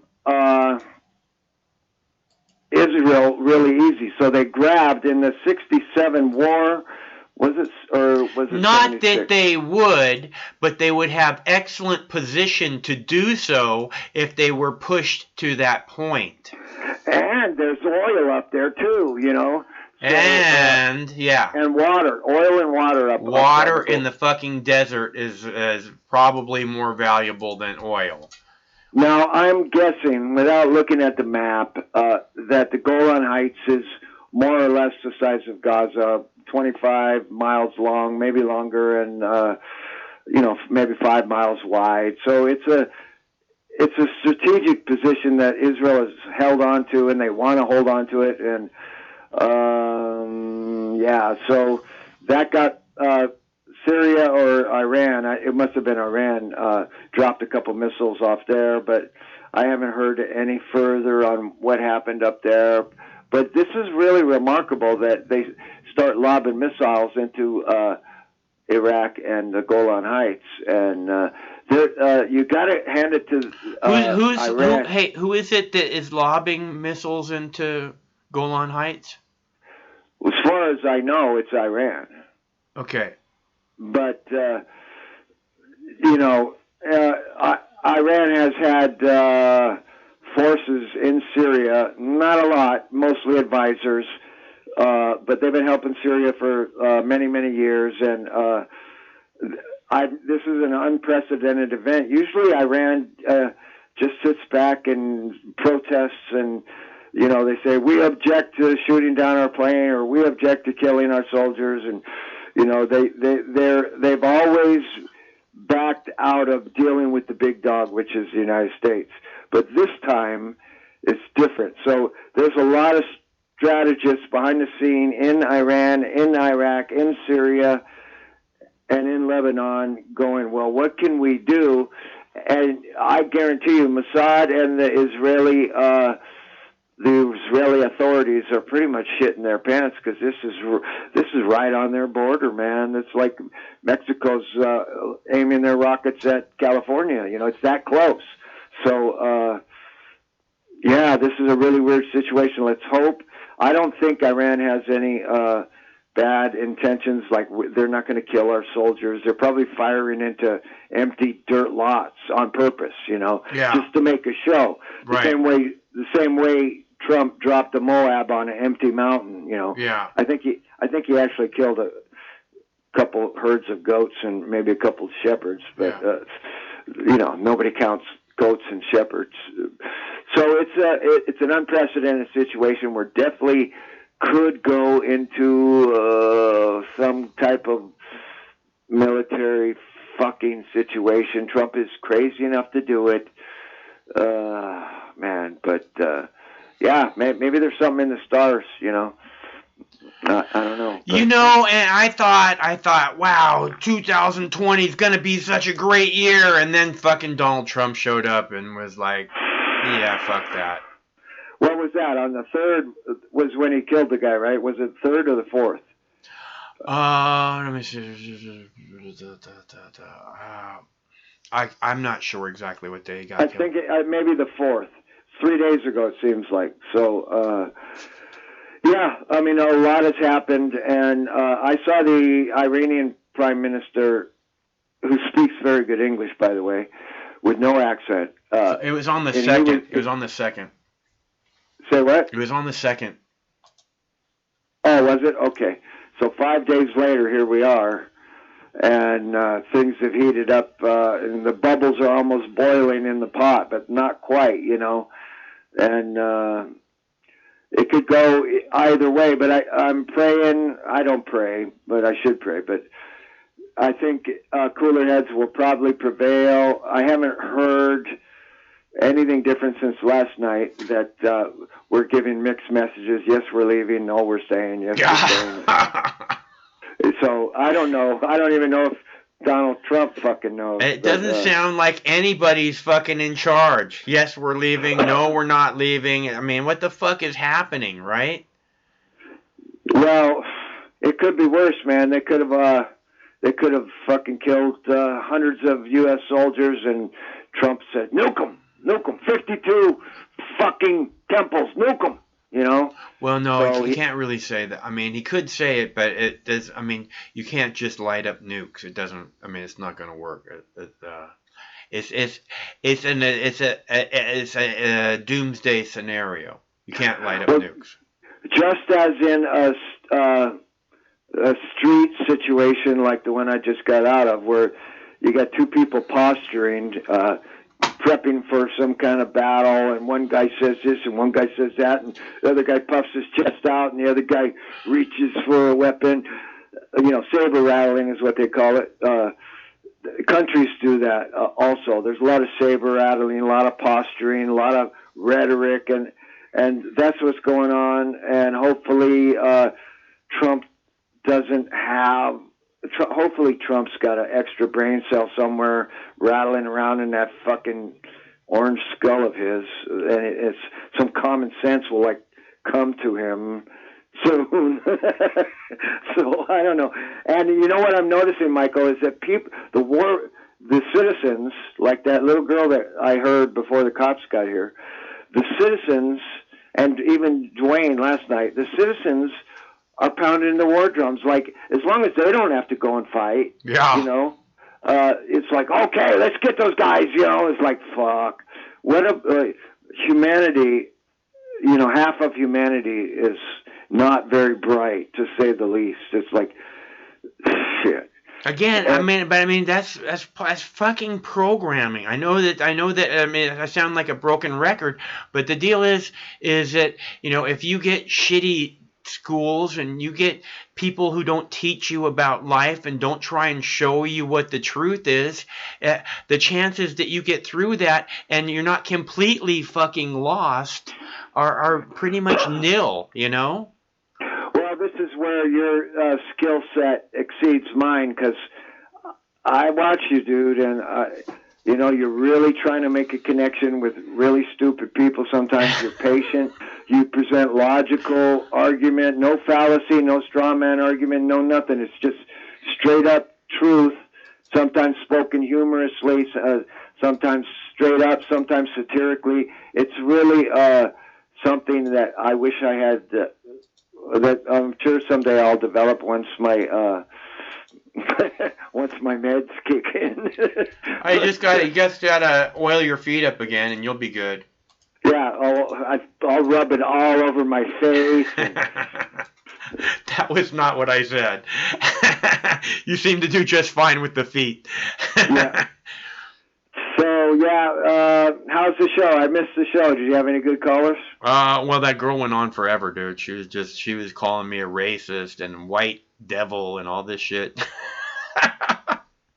Oh, white devil's not so bad. It's the blue-eyed devils that'll get you, man. Oh man, I got that. So yeah, it's cool. I mean, I haven't played a video clip yet. I want to play a video clip. I don't know what video clip you think I should play. I have a video clip of what is it? I have a drone strike video clip. Huh. Oh, that's the wrong page. Is it an old drone strike video? No, I have a store clerk video where the store clerk had a gun put in her face and refused to give the guy any money. And I have a Seattle police video where they're acting like they don't have to fucking abide by the law. The rules don't apply to the police. And I have an out of weed video for Illinois. Illinois is already out of weed. They just legalized like 3 days ago, and now they're out of weed. I have a fucking tiger video I have a Don't play the tiger video, man. I have a flying taxi video from the there's like a Las Vegas electronic show or something right now, and I have Iran war video. Well, Iran war video seems kind of relevant to the situation. Right. Tiger video's kind of old, dude. Hey! I love the tiger video. Don't mess with the tiger video. I'm insulting your tiger video. Oh, okay. Okay.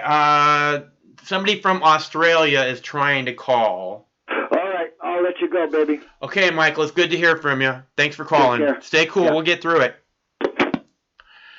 Okay, Des. Okay, Des. I cleared the phone for you. It's ready to take your call, as far as I can tell. So, if you want to call Des, now... Oh, there's a phone call. Wait, we got a phone call? Nope. It might take a second for Des. Des is calling from Australia. Des called yesterday. So you need to press 1 to take I'm this call. pressing 1. Hello, caller. Hello, caller. Oh, I believe that's our troll. I think she hung up on us. Let's see. We got 2 calls. Hello, caller.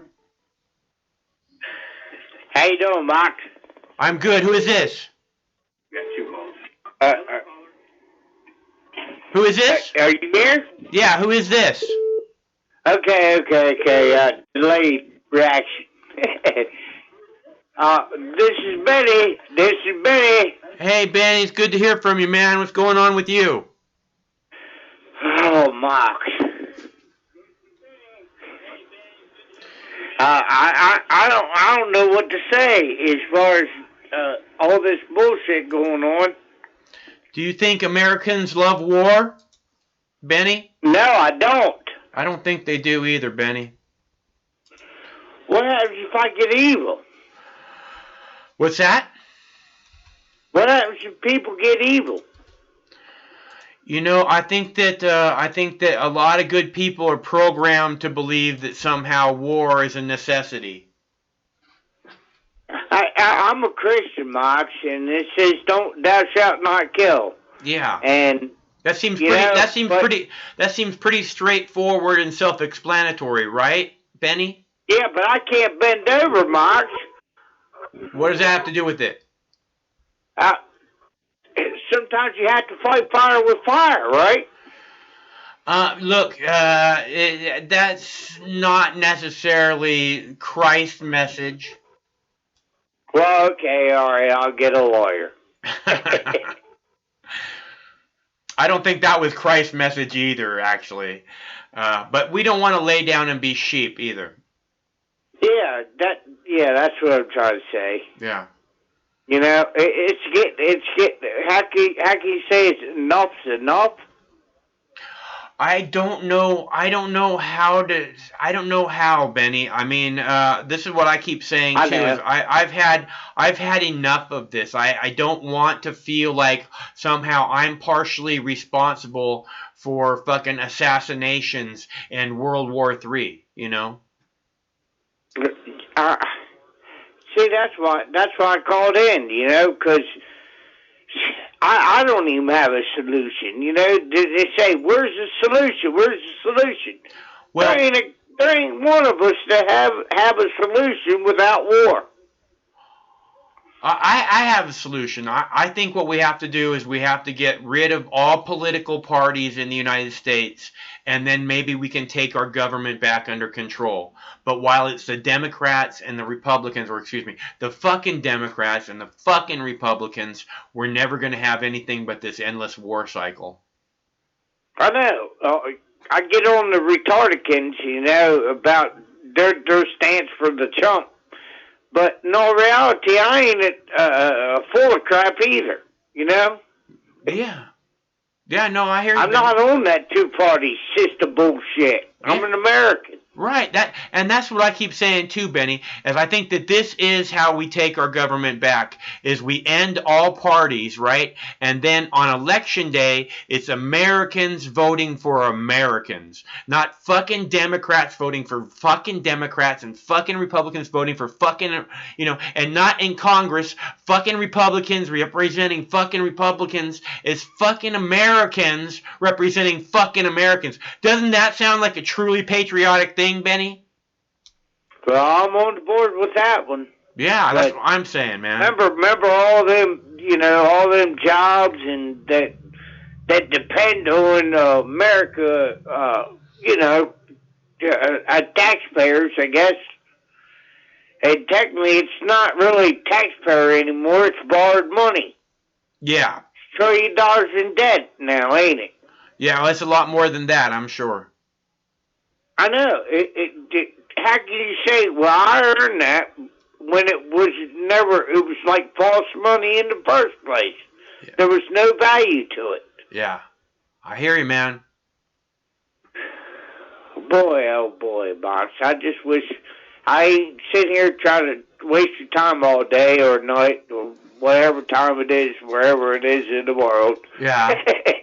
Well, Benny, we just gotta stay cool. We'll get through it. We always do, right? That's what the truth is. Whatever kind of shit fucking happens, we get through it. That's what the truth is. So know that as fact. We will get through it. But, just stay cool. Like I'm saying, don't let it worry you too much, because that's one of the things they really want, is for you to be afraid that something bad is going to happen. Yeah, they want me to turn evil again, don't they? Well, no. What they want is for you to turn to evil people. See, it's the evil people in charge. And if they can get you afraid enough, if they can make you afraid, Benny, then just maybe you will turn to say, please help us, evil people. I'm an American. I ain't afraid of shit. I hear you, Benny. I had a to whoop my ass. I hear you, Benny. I do not have the fear myself. I do not experience it. I don't think it adds anything to anyone's life.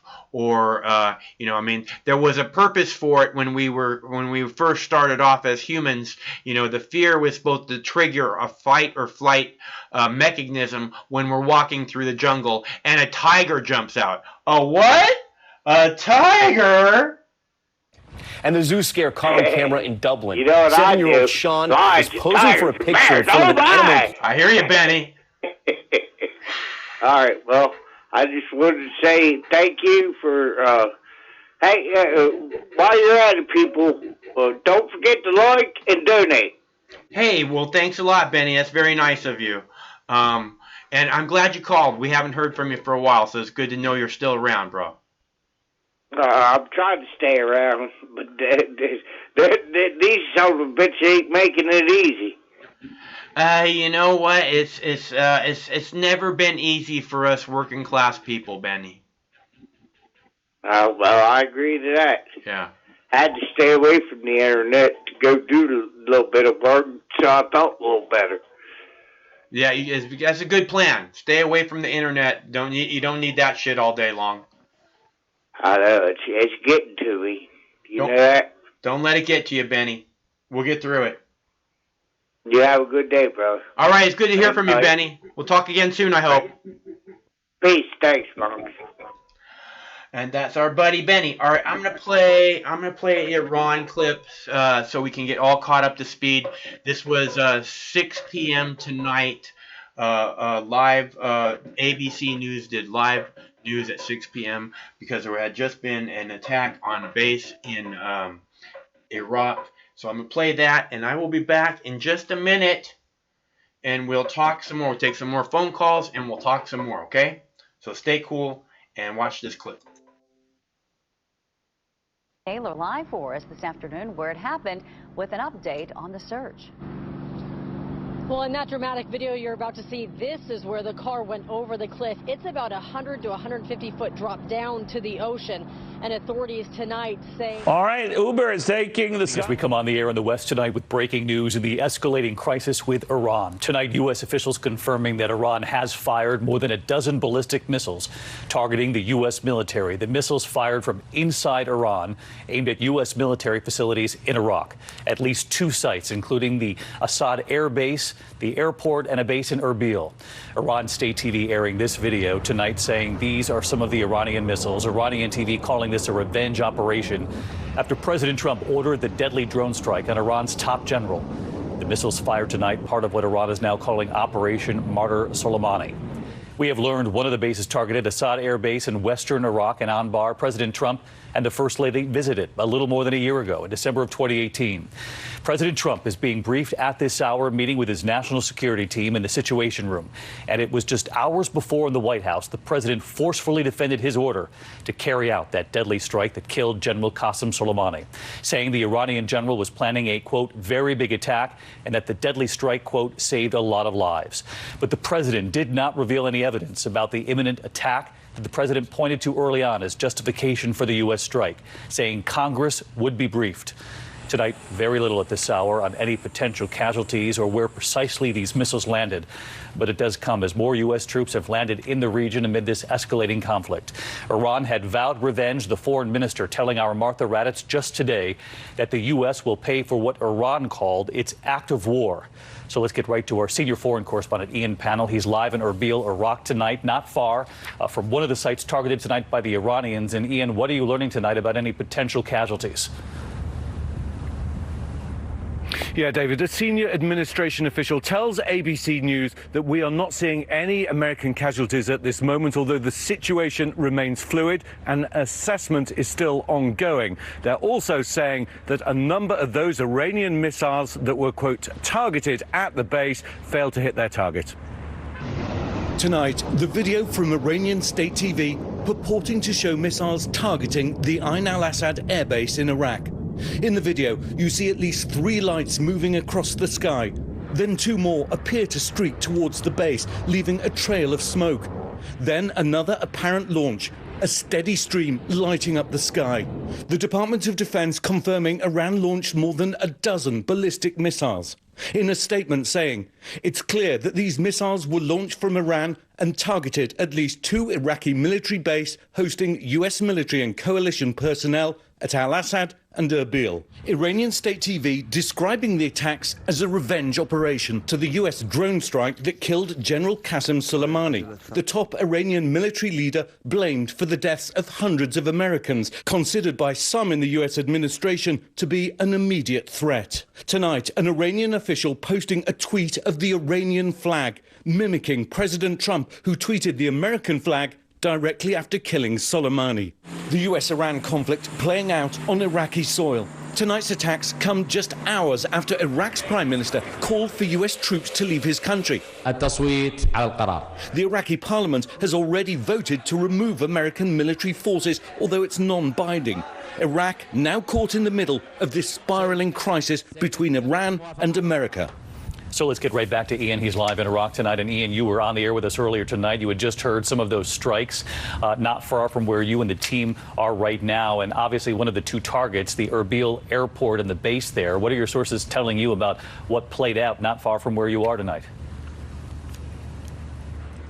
Yeah, that's right, David. We heard 3 explosions in total. 2 were clustered together. A third one came slightly later on. What we're hearing from the Kurdish regional government here in northern Iraq is that the target was the Erbil International Airport. We know that some US troops are based there. We're told that 2 of those missiles were intercepted. A third missed the target and landed in open ground. Pictures going around online, unverified at the moment, appear to show a missile on the ground. But it shows how fluid and dangerous the situation here is in northern Iraq. David? All right, Ian Pannell leading us off tonight. And just to add to what Ian said there, we know of hundreds of U.S. troops that are normally stationed in Erbil, thousands at the other base, at Assad base, in fact. And in Iran tonight, meanwhile, they were quick to take responsibility for the attack. They had vowed revenge. The Iranian foreign minister, when asked by our Martha Raddatz just today if he was worried about an all-out war, he said that depended on the U.S. response. So let's get right to Martha. She's live in Tehran for us again tonight. And Martha, in your interview, the Iranian foreign minister said it would be Iran and not one of their proxies behind any attack that was coming. And that's what played out tonight. That's exactly what played out, and the Iranians immediately took credit for this. They are calling this a great victory against the great Satan.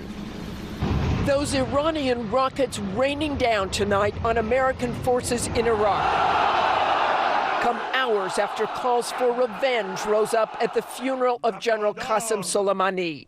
The Iranian Revolutionary Guard now calling tonight's rocket attacks Operation Martyr Soleimani, warning the arrogant American regime that any new invasions and aggressions will result in more painful and pounding responses.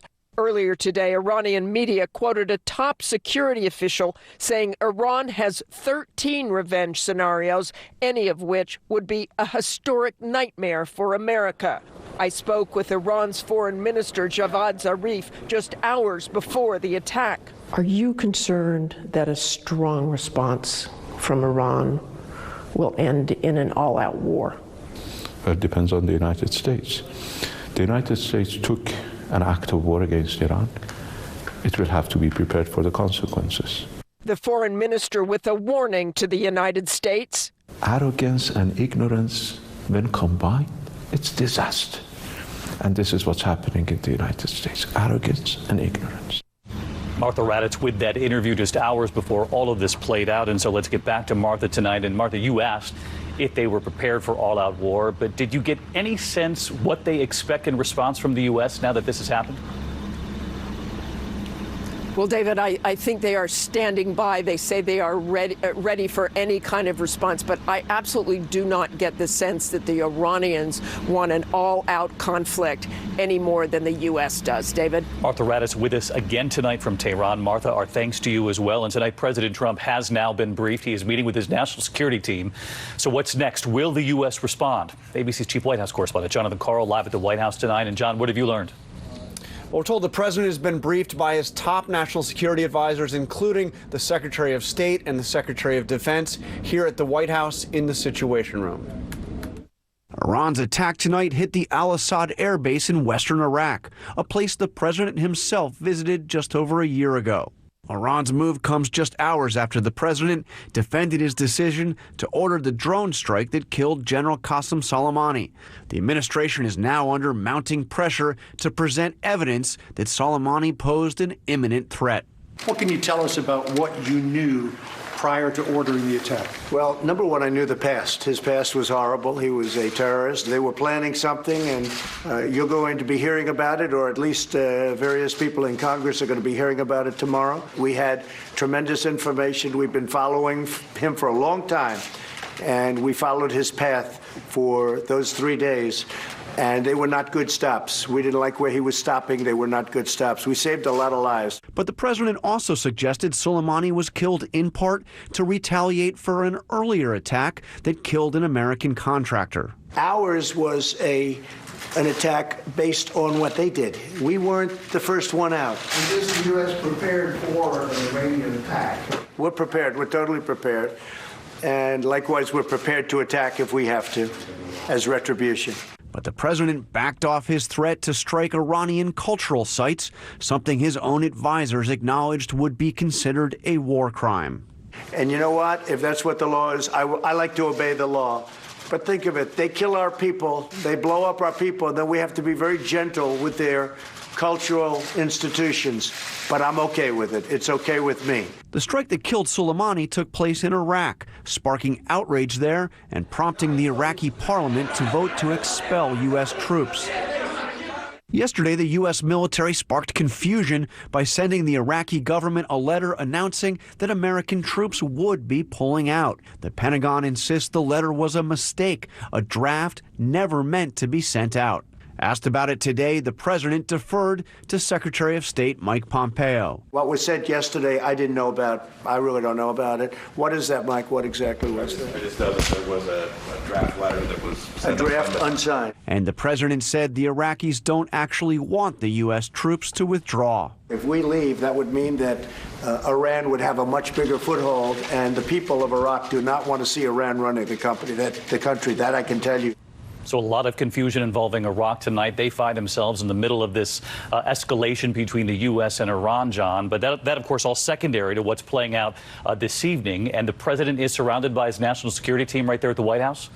The president's top national security advisors came here to the White House this evening to brief him on the situation following these Iranian strikes. But I have just been told, David, that the president does not plan to address the nation tonight on this attack. All right, so the president will wait until tomorrow before we hear from President Trump on what's played out tonight. John Carl on the breaking news. John, thank you. And there were a number of potential targets for Iran to strike. So what, if anything, can we learn from what they chose to do? Let's bring in Marine Colonel Stephen Ganyard with us tonight, an ABC News military analyst. Stephen, good to have you back with us. You were on with us earlier, so you know that Martha reported that the Iranians had identified 13 revenge scenarios were the words that they used, bringing a, quote, historic nightmare for America is what they warned of. But there's no question in your mind, Stephen, that they made some calculations here in deciding what to target tonight? David, if they had 13 scenarios, this was probably number 14. It just doesn't seem to make much sense. These are two very remote bases, probably the fewest number of U.S. troops on them. If they had gone after any other U.S. base in the region, they would have had a much better chance of harming U.S. Service personnel. And so there's just a chance here, David, that maybe the Iranians intended to shoot into the open desert, to not harm the U.S., but to be able to go back to their own people and say, we stood up to America. If that's true and the casualties, there's no U.S. casualties, and that holds up, this just may be a chance to de-escalate and avoid an all-out war in the region. Perhaps a chance to de-escalate, but as you heard John report there, the president is surrounded by his national security team tonight, no doubt going over the options. They'll go over the options, and the U.S. is locked and loaded. If the president orders something that can be done within minutes, there's also forces still flowing into the region, and so the next couple days will tell. We'll watch closely, of course. Steve, you'll be with us every step of the way. Thank you. We also know tonight congressional leaders were notified of the Iranian strike tonight by both the president and the vice president, who both made calls. So let's get right to Mary Bruce. She's live on the Hill for us. And Mary, what have you learned tonight?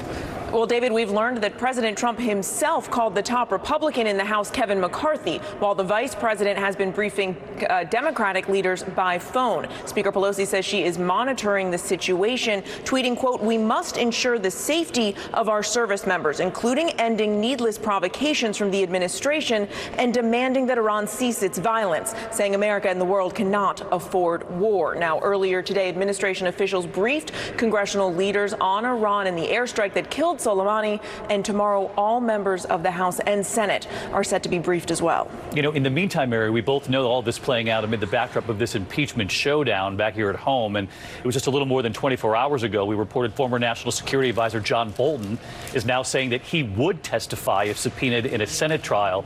And today, Senate Majority Leader Republican Mitch McConnell said he's got the votes he needs to start the trial without any new witnesses, at least at the start.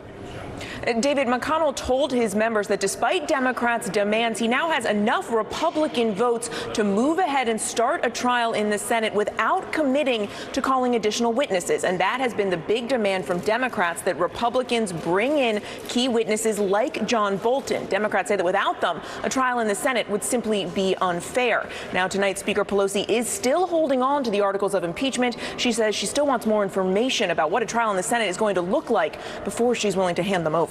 David. Mary Bruce with us tonight on the Hill. Mary, thank you. Pizza and cinnamon rolls. Good call, Craig. I think that should be a new thing. There should be like a restaurant chain called Pizza and Cinnamon Rolls. It would be huge. It would be huge. I know somebody who likes pizza and cinnamon rolls. And I don't care if that person does or not. We're waiting for Des from Australia. Is that Des? I think that's Des. Hold on.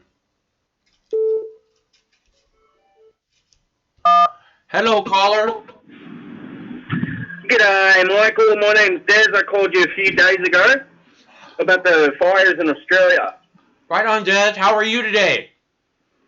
I'm very well, thank you. How you going? I'm good. I got pizza and my dog. Come here. Yeah, beauty. Come here. Up here.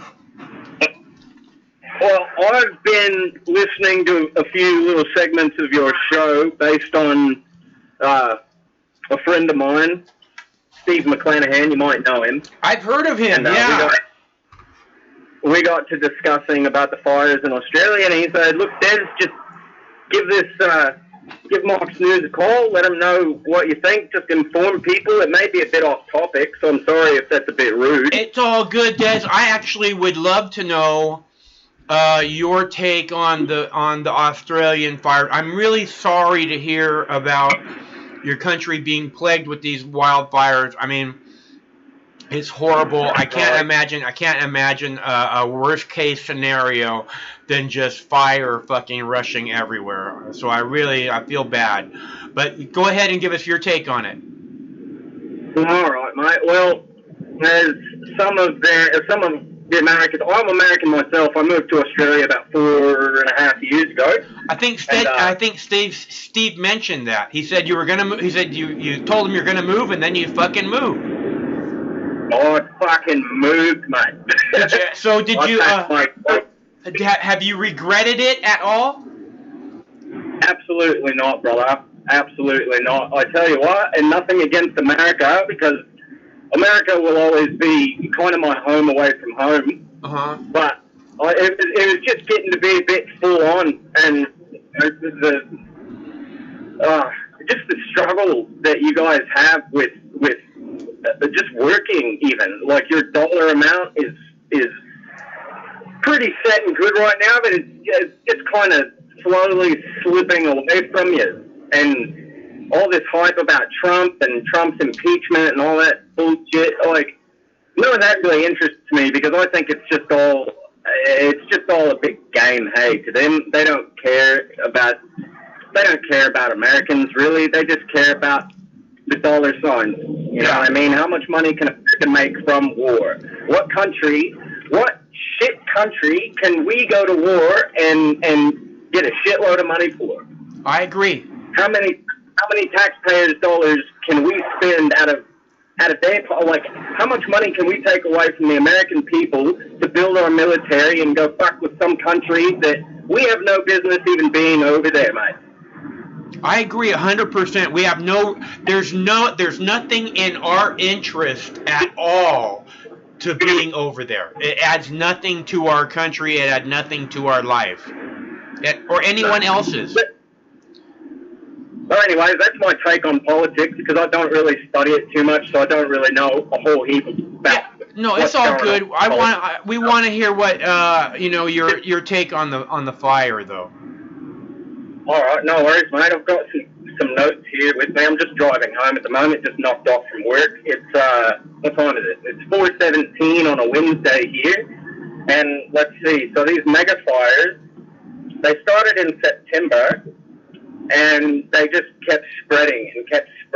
And there's a couple of little topics that were being discussed in Parliament about the Greenies not backburning, because it's a really superficial group, and they believe that backburning is good. So there's a lot of dispute against backburning on their side, but you hear a lot about it. People blaming the Greenies for them not wanting to backburn.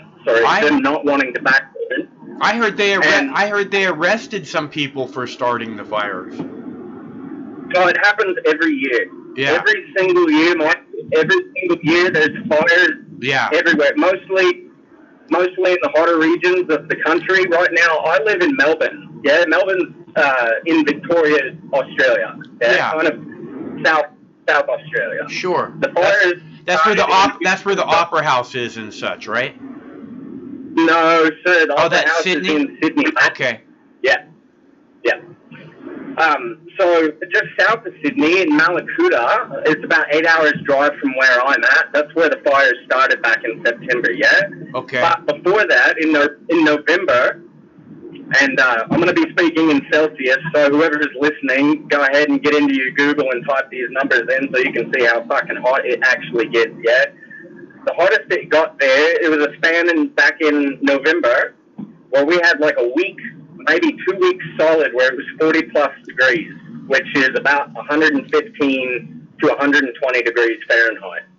That was in September? That was in November, where we had the heat wave. And then the fires started in September in Malakuta, and they just could not control them. The winds picked up. The heat waves kept coming and kept coming. We're in a bit of a drought. It rained yesterday and the day before, just a slight drizzle, yeah, but so the heat wave happened, and then in September the fires happened, yeah. Well, the buildings affected in this have been about anywhere between 2,500 and 3,000 buildings, 1,300 of which have been homes. You got 25, possibly more dead Aussies and, you know, whoever else who was up in the fires. There's 25 dead, there's 6 to 7 missing, possibly more. Every day the number keeps climbing. And this is the really sad bit. Yeah, as an animal lover, I cried when I heard about this. Yeah, okay. So the area that has been burned as of this this Monday, the area burned was fucking 3.7 million hectares, which equals about 9.2 million acres.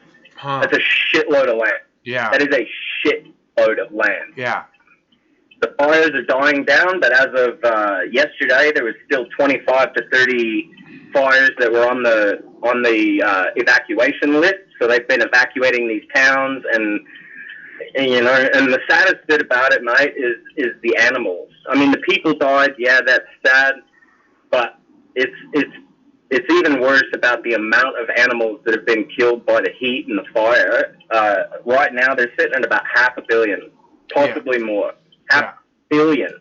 487 some odd million animals, including koala bears, kangaroos, reptiles, heaps and heaps of livestock. So you got your cows, your chickens, horses, all that stuff. Yeah, I saw some burnt up cows yesterday. It was horrible. Yeah, it's so bad, and I'm not asking anybody out there that's listening that cares. There's heaps of donations going on at the moment. You can get on to the New South Wales fires on YouTube and look up on YouTube. They've got heaps of links where people can send money to the government, hopefully, so they can kind of rebuild. You know what I mean? And a lot of people have been donating, but it's been a really hectic season. For the fires in Australia. But you say they have the fires every year, but this year is an extraordinary year. It really is. And the last time it happened this bad, it was back in, I believe, 2009. I hadn't been here yet. I've only been here since 2015. But my wife's Aussie, and she told me back in 2008 or 2009, I think, and I may be a year or two off, but there was another massive fire that happened in Melbourne, and they called it Black Saturday. And this fire just demolished half of Melbourne. Wow. Fires were just as bad then as they are now. The only difference is back then they were still back burning, and they were able to control it a bit sooner. Now they still back burn, but it's done so rarely because they don't want to burn the bush. I mean, this is the Aussie bush. You got gum trees. You got all these gum trees will live 300, 400, 500 years old. They're huge. They're like Aussie's oak trees. Yeah, they're huge. Right on. And these things go up faster than pine trees, mate. And once a fire hits them, they just spread. And if that wind even kicks up a little bit, see you later. Yeah. The fire's just going to spread, and they can't get enough water out there to calm it down. They've been choppering water from people's swimming pools. The government has made a statement saying, look, if you've got a swimming pool, we're going to take over your swimming pool, and if you have water, we're going to use a helicopter to come in with a big net, or not a net, but like a big sack of some sort to suck up all the water as they can, and go and try to pour it on a bit of the fire to calm it down, but it's not working, Monica. Right. It's not working. And what else shits me a bit is that some of the fires actually have been started by the firebugs. You got these fucking pyromaniacs going out thinking it's funny to light some dry grass on fire. You got those guys. You got people out in the bush camping with campfires and shit like that. In Australia, there's national fire ban days where you can't even fucking smoke in your car. Hey, you get a police officer driving next to you. You're smoking a ciggy and you flip that butt out the window. You get a $1,000 fine. Well, if you flick the butt out the window, that's you get a pretty big fine here too. But you can't smoke. Yeah. But that is horrible, Des. It's so hard when I look at the pictures of the animals, like you're saying. You know, the animals of Australia are unique to Australia, and to see them, like I heard, like a third of the koala population has been fried up at the fire. Yeah, about 30%. Last time I checked, it was about 8,000 or 9,000 that are dead. Yeah. And the number keeps going up. And there's such good people in the world, man. I see it on the news every day. People are out there. The koalas are burned. Their fur is singed, and they're out there picking these poor animals up, trying to rehabilitate them at their own homes. Yeah. People are beautiful here. Yeah. We care very much about all living things here. I think so too. I think the Australian people are very outdoorsy type folk. Yeah. Well, 50-50. Huh. You got your bush pigs and you got your city slickers. So isn't that the way? I love the bush. That's the way. Yeah. But in an off subject, my mate Steve told me that there's actually a bounty on Mr. Trump's head at the moment. Is that true? I've heard reports saying that Iran has put a bounty onto President Trump's head. Yeah. Yeah, wow. Well, he must have really just look. The thing about President Trump, and I'm not going to knock him back because it's disrespectful, because I am American. I don't support a lot of what he does, but I do support the fact that America has a president that said one thing and fucking followed through with it, yeah? Bush kept saying bullshit. Obama kept saying bullshit. Obama pulled through with a lot, don't get me wrong. Hey, Des, listen, Donald Trump, I'm going to try and bring this home to Australia. Donald Trump says, when Julian Assange is fucking dying in jail cell, says, I don't know anything about Julian, looks you in the eyes and says, I don't know anything about Julian Assange or WikiLeaks. I mean, the guy is a piece of garbage, and that's the fucking fact. And he doesn't, when you say he doesn't bullshit, that's not true. Yeah. He's full of shit. Yeah. He's absolutely full of shit. Yeah. And your government's full of shit. Yeah. Matter of fact, all governments are full of shit. Yep. All governments. Yep. They just care about the money getting into their bank accounts. They don't give a fuck about the people. They don't give a fuck about, the homeless. You guys, it's shit. Right. Here in Australia, we hear news. I watch the news all over the world, yeah? And it's shit what's happening in America at the moment with school shootings every week and fucking, this and that. But it was not even 6 months ago or so, we had a massive shooting in New Zealand, in Christchurch, New Zealand. Did you hear about that? Yeah, of course. Everybody heard about that. There's about 40 or 50 people killed just in cold blood. This guy fucking went to the mosque and just started unloading. Terrible. Yeah, it was horrible. I agree. Yeah, I'm done ranting about politics and guns and shit like that. I just want you guys to know that Australians love America. That every Aussie I talk to loves America. But when they say they love America, they love Vegas and they love New York. They've never been to the Midwest where I'm from, brother. I'm from Kansas, yeah? Aussies don't know about Kansas. The only thing they fucking know about Kansas is Dorothy and Toto and the fucking visitor bars and the yellow brick motherfucking road. Yeah. Well, yeah, I mean, it's hard to know Kansas. It's easy to think, California, sunshine and beaches. I want to go there. Beautiful women. It's hard to know Kansas. Well, there's beautiful women in Kansas too. It just depends on what trailer park you're looking for. There's beautiful women everywhere, man. It just seems to work out that way. But I'll leave you guys good, man. I just wanted to. Yeah, Des, I really appreciate you working so hard to get your call through, and I'm glad we got to talk for a minute. I look forward to hearing from you again soon. Okay? No worries, mate. I've left my number on your voicemail. If you guys get any hot topics going on in Australia and you want to know a little bit more about it, give me a call, mate. I'll be your correspondent. Okay, awesome. Thanks a lot, Des. Talk to you again soon, I hope. No worries.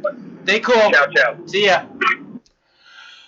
Sorry, there was a lot of background noise on his call. I don't know what that was about. It sounded like I don't know what that was about.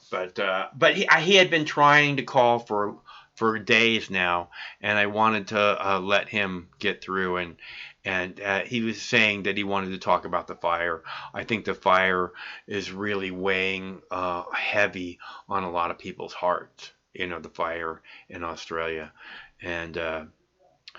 So I'm glad that Des got through, and I really appreciate him calling. And it's good to hear from people in other countries too, even though he is American, apparently. Okay, we got a caller. This call. Hello, caller.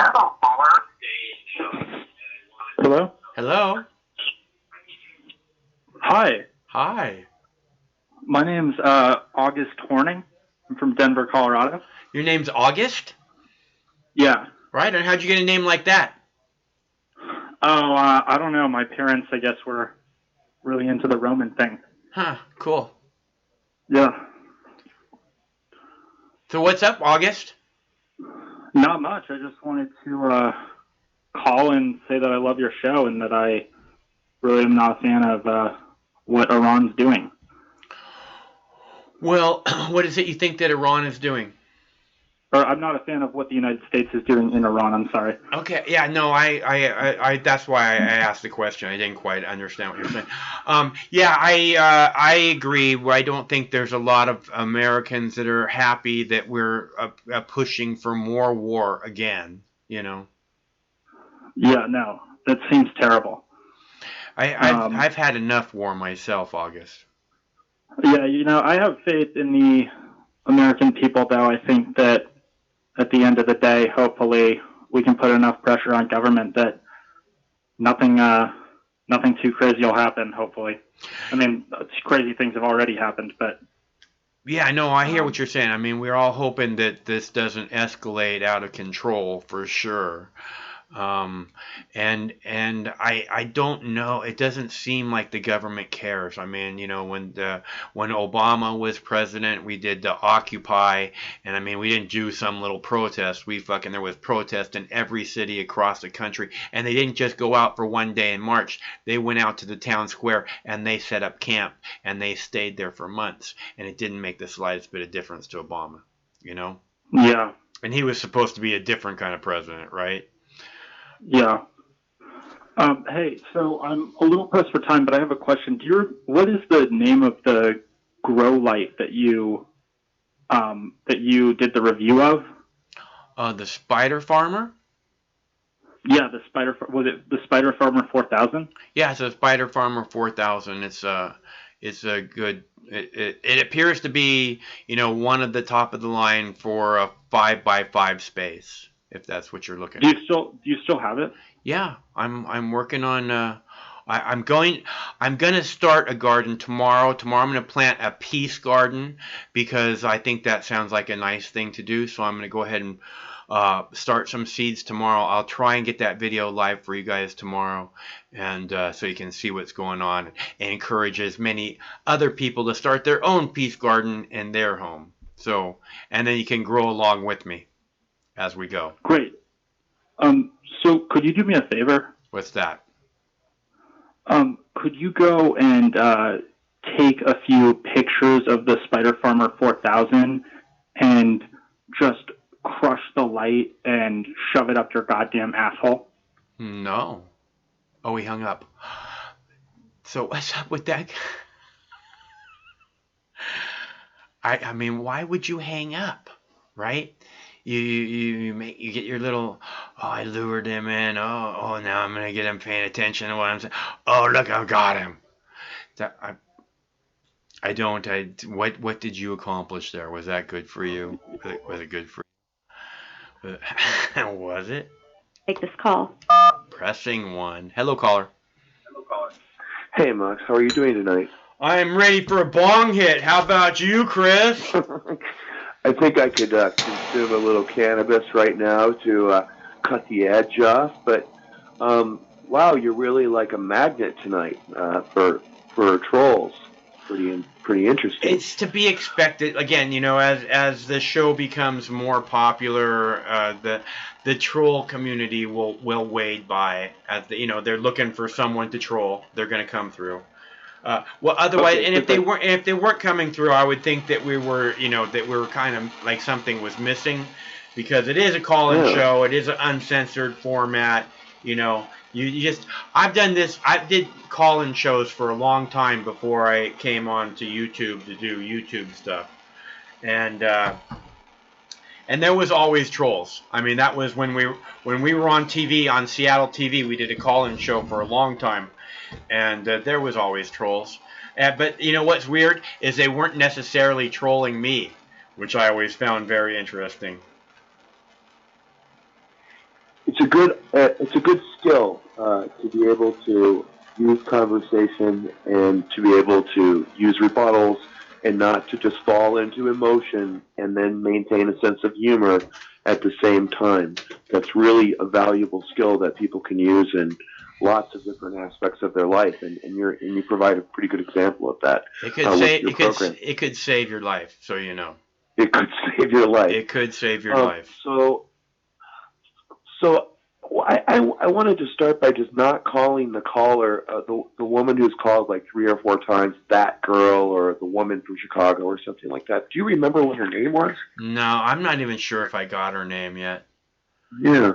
Well, I kind of thought about this article when she called, and the article is about how people can process information during this time of like a lot of conflicting narratives. And it's from Market Watch. It's from like the Wall Street Journal, and the article is posted the 7th of January, today the 20th, and it says a CI analyst guide to reading the Iran news. So it offers 6 basic tips that are basically like what any media analyst or any analyst would think about when they're trying to process information. And first of all, they say, first and foremost, take your time. And it means that the first take that you see is often unreliable because you get an emotional reaction and the information is still coming in.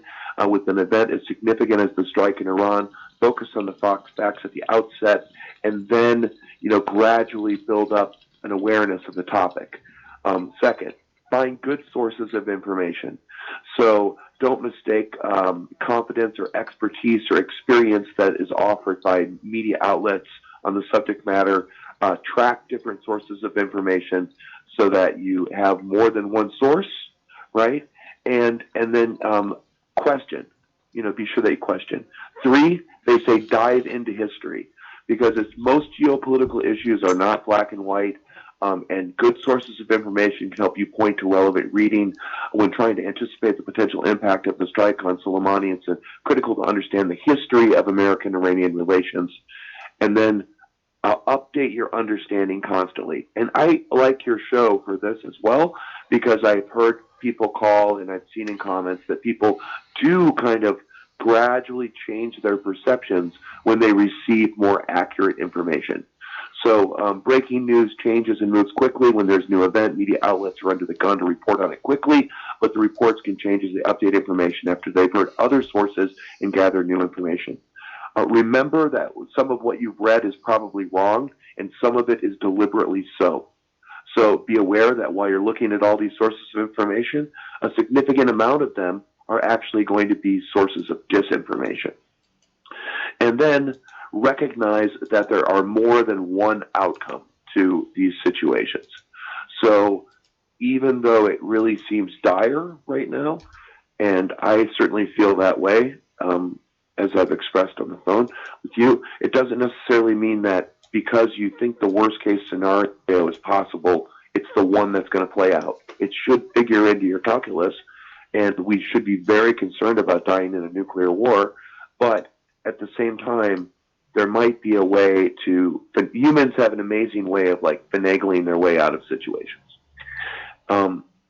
And well, that was again, it's like I keep saying, it'll be okay. We'll get through it. And the reason that I say that so confidently is because we always do. Okay? We've been through this shit already. We always get through it. We'll get through it. Okay? So just stay cool.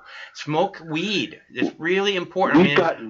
Yeah, go ahead. We've gotten really close, though. Like, remember that Russian submarine commander during the Cuban Missile Crisis who was surrounded by American mining, ships that were dropping mines and dropping depth charges on his submarine.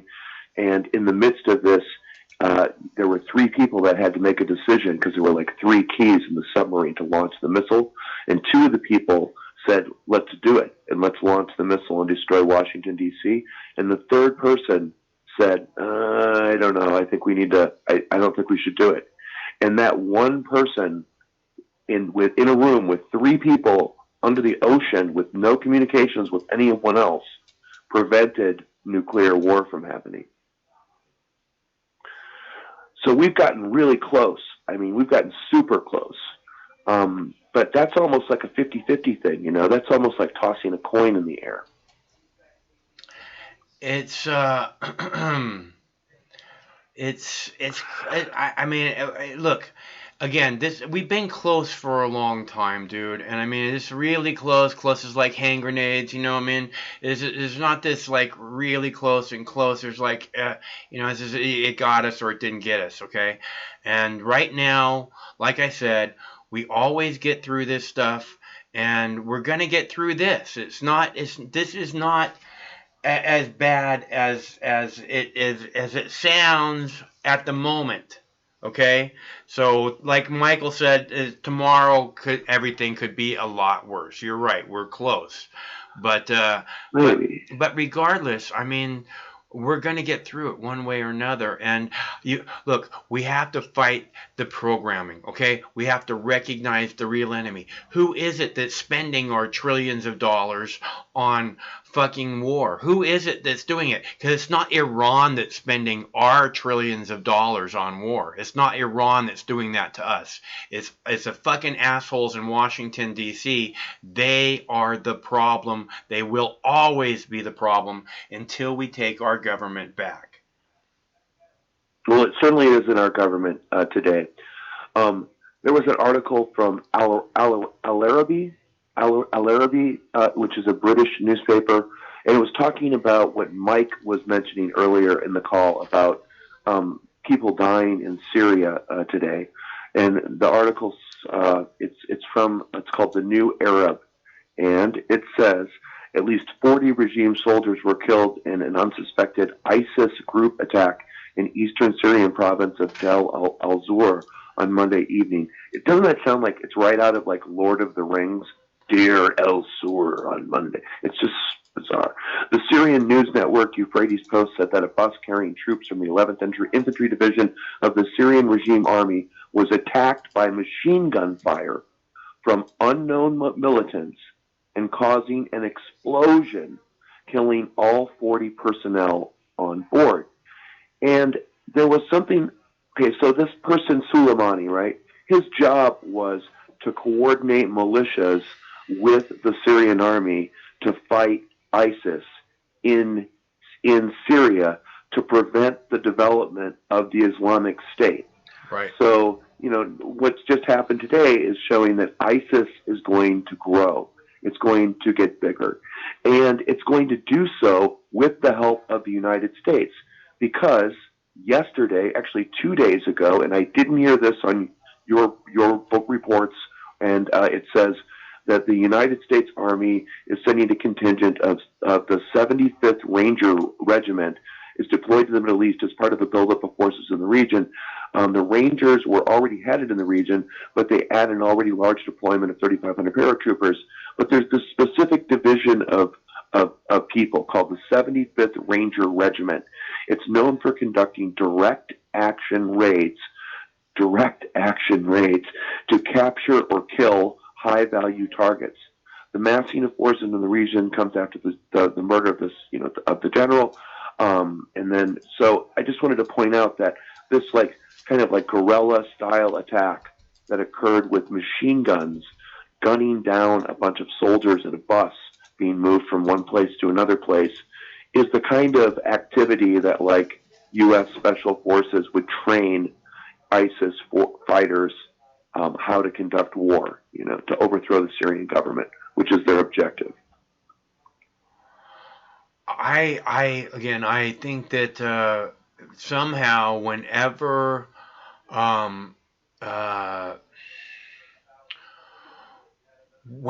someone's against ISIS, they in the Middle East, they appear to be a threat to America. Again and again and again, this is what happens. So you have to kind of wonder why that is, or you don't have to wonder. It's pretty obvious why it is. America, the last time America actually suffered any kind of, invasion of its territory or sovereignty was attack on Pearl Harbor. I mean, in earnest, like a military attack by an army, was in 1941.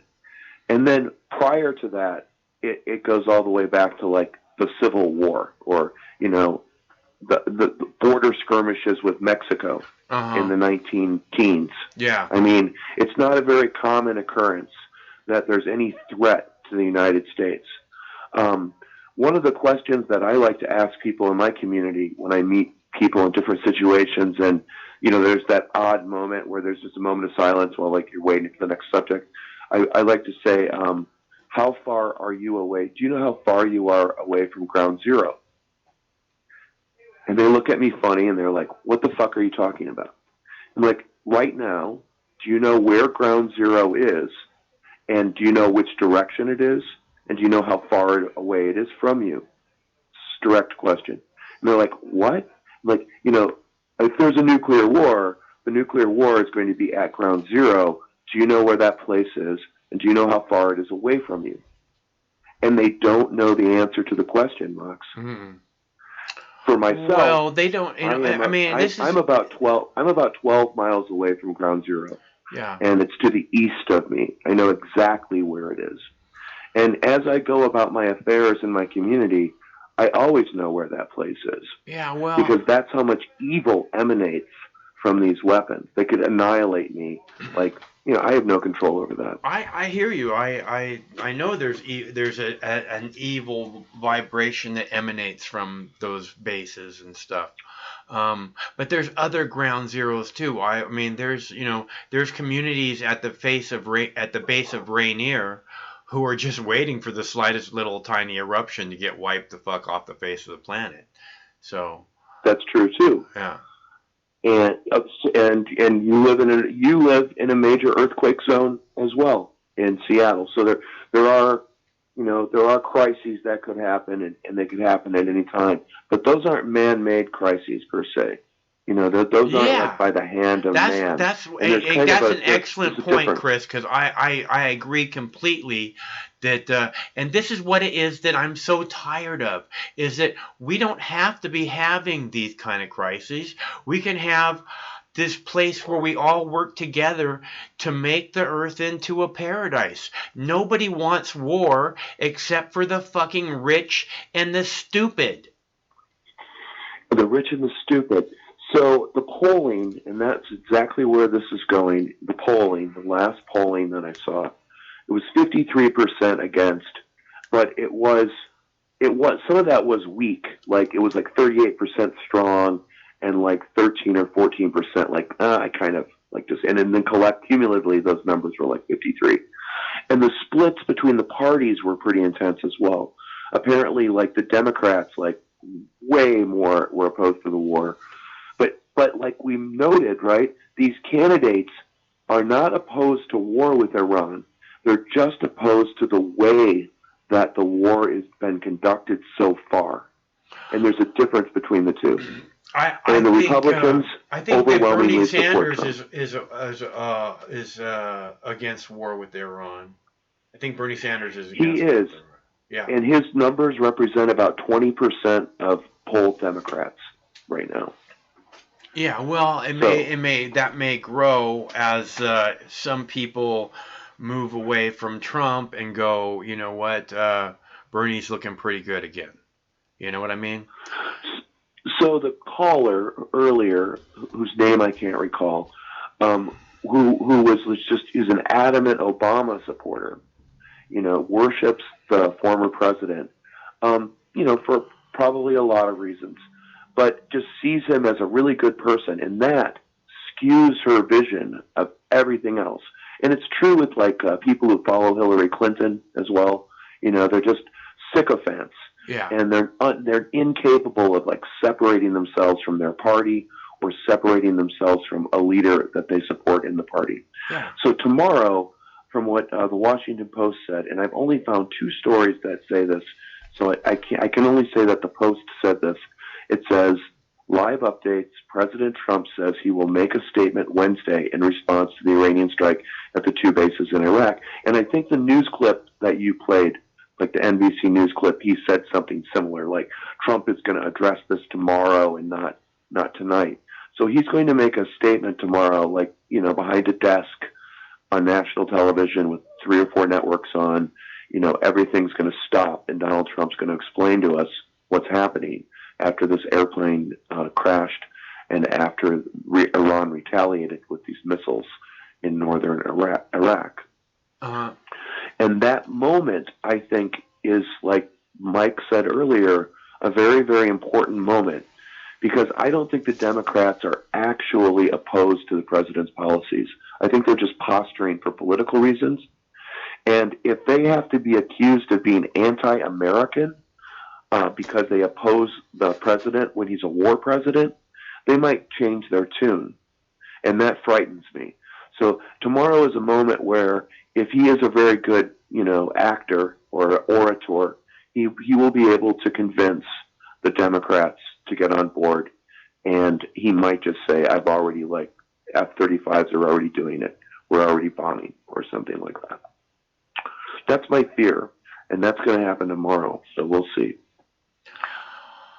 And there's Tulsi Gabbard on the front page of the Washington Post with Bernie Sanders. Oh, yeah? I didn't see that. Yeah. It's right now. It says, politicians react to U.S. drone strike in Iran that killed Qasem Soleimani. And the first 2 politicians they showed were Sanders and Gabbard. Yeah, that's the hope, clearly. I think that really does sound like a pretty good presidential run right there too. I think they would stand a pretty good chance against Trump. Well, there's a lot of things troubling me about this Democratic primary that's going to happen in 2 weeks. It's not. 3, 4 weeks, 3.5 weeks, 3rd of February or something. But it's troubling because, like I told you, I typically visit a progressive website that supports Democrats, and my comrades are in the comments and they're more radical, but I read the articles, and it's pretty frightening because Elizabeth Warren is being projected as this progressive candidate amongst the liberals in America, the liberal Democrats. And if Bernie even stumbles a minute, she's going to be pushed down the throats of people as the acceptable candidate. She can grab votes from Biden. She can grab votes from Sanders and represent the party. She can be a unifier. I hear you. I'm sure the mainstream media can't wait to Howard Dean Bernie Sanders one more time. Just one mistake is all he has to make. Yeah. And so I hope he doesn't make any mistakes. But and then the other thing about the primaries is, Bloomberg is not spending very much money in New Hampshire and Iowa. He's going to spend all of his money in California, or when there's a half a dozen primaries on the same day, hoping to win the bulk of those primaries to go forward in the primaries, which is a strategy that's an unusual strategy because usually you gain momentum and then the momentum pushes you forward to the next primary. But because Tom Steyer and Bloomberg, Michael Bloomberg, have unlimited resources, they can use these strategies that also could hurt Bernie Sanders, like in March. So he has to go through all these obstacles. I think that if you're looking at Bernie Sanders or Michael Bloomberg, that there's zero Michael Bloomberg appeal, man. Nobody wants fucking Michael Bloomberg to be president, except for Michael Bloomberg, right? Well, yeah. I mean, it just may be me, but realistically, looking at it realistically, I don't see any Michael Bloomberg supporters anywhere. He wasn't even popular on the SNL satire. They totally ridiculed him, like, for being the guy who just thinks he can walk in and become the president. Yeah, he has his head up his ass. Again, he's one of these billionaire fucking New Yorkers that back in the day, before 9/11, people wouldn't hesitate to fucking hate on, because we don't like fucking rich New Yorkers acting like they're so much smarter than us. And that's exactly how they act. So, except for somehow it works for Donald Trump. Okay, last point before I go, but just the two trolls that you had today. Yeah. Okay, from what I could see, one was a Democrat and one was a Republican. I'm just guessing, but I got that sense. So, and both of them probably supported the war. So the speech that he gives tomorrow, what I'm saying is I think there actually are a lot of Democrats who believe in American exceptionalism. Call them brainwashed, which they are, but nevertheless, we'll see their voices kind of step towards the president, I think, unfortunately. I prefer programmed, because it sounds, because brainwashed. Brainwashed is so 1950s. I think that it's, what it is, it makes it sound like, oh yeah, everybody's brainwashed. But if you say programmed, people are fucking programmed, and anybody who denies that is just not paying attention at all. I use that language, program, all the time. It makes a lot of sense. Yeah. But I think brainwashing actually was from North Koreans or whatever. It was projected in the American lexicon because of North Koreans capturing U.S. Army soldiers and subjecting them to like scientific experiments to try and erase their memories and replace them with other memories. Manchurian Candidate. Yeah, like that silly movie. All right. So thank you for giving me the opportunity to share some of my thoughts. But like I said, I don't really. I think it is a bipartisan war. It is. It's always been a bipartisan war, Chris. I mean, this is my point again, that these people who claim to represent us don't represent anyone except for the dipshits. We don't want war, and as long as we have Democrats and Republicans, there's no chance that we're not going to have war. Zero. Okay, so we have to. I would even go a step further and say conflict in our communities, because even like drug war included. Look, I'm telling you, they can't get enough war. The drug wars in all of our community, it's been there for generations. It's completely failed, and they just can't get enough of it. They want more and more and more drug war. We do want more and more drug war, and that is a fact. Yeah. All right, I won't talk about cannabis tonight because I could go on all night. But thank you again, and I'll talk with you later. I'll play a cannabis clip since you're not going to talk about it. I'll play a cannabis clip. Thank you. All right. Have a good night. Talk to you soon. Thanks for calling, Chris. Bye. That's our buddy Chris from Olympia, and I'm going to play a cannabis clip right now, which is clip number 3. Illinois, who just legalized marijuana, is now out of marijuana. Hold on one sec. I'll be right back. All right, they don't have the pot anymore. Illinois pot demand is so high since it all became legal. There's a shortage, a serious shortage. So Grady Trimble at a dispensary in Chicago with all the details. Hey, Grady. Hey, Neil, so this is the line behind me to get in, but it's not the full line. You actually have to wait 2 hours before they take you over to this line to get into the dispensary. And the dispensaries had high expectations, no pun intended, going into this. But they said what they've sold has exceeded expectations. $11 million worth of recreational marijuana sold in the first week alone since it was legalized. So much was sold at some shops that they're having to shut down, at least for recreational customers. It's not that they've completely run out of product, but by law they have to keep their medical marijuana patients supplied before they go to the recreational sales. And this particular dispensary that I'm at says they didn't have to close out yesterday because of a shortage, but they did anyway because their employees had been working 14-hour days since the beginning of the year, and they needed to reset and give them a bit of a break. And dispensaries that I talked to say they're just trying to keep up with this high demand. Listen.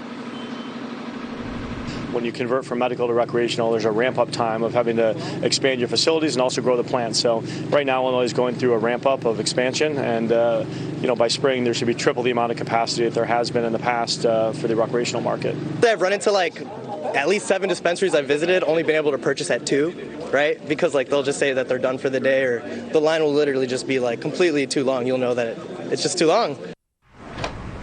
And one of the challenges that they face here is that the supply all has to come from Illinois, because this is a product that can't cross state lines because it's illegal federally still. Neil? All right. Thank you very much, Grady. A lot of these who are getting their hands on it are famished, apparently, because Impossible Foods is debuting plant-based pork, the CS in Las Vegas. In all seriousness, there's no connection here. But there is a big demand for alternative foods.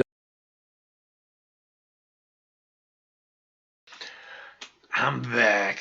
Okay, I have a couple other clips. If you guys want to see another clip, I have, let's see, out of weed. I have had a store clerk,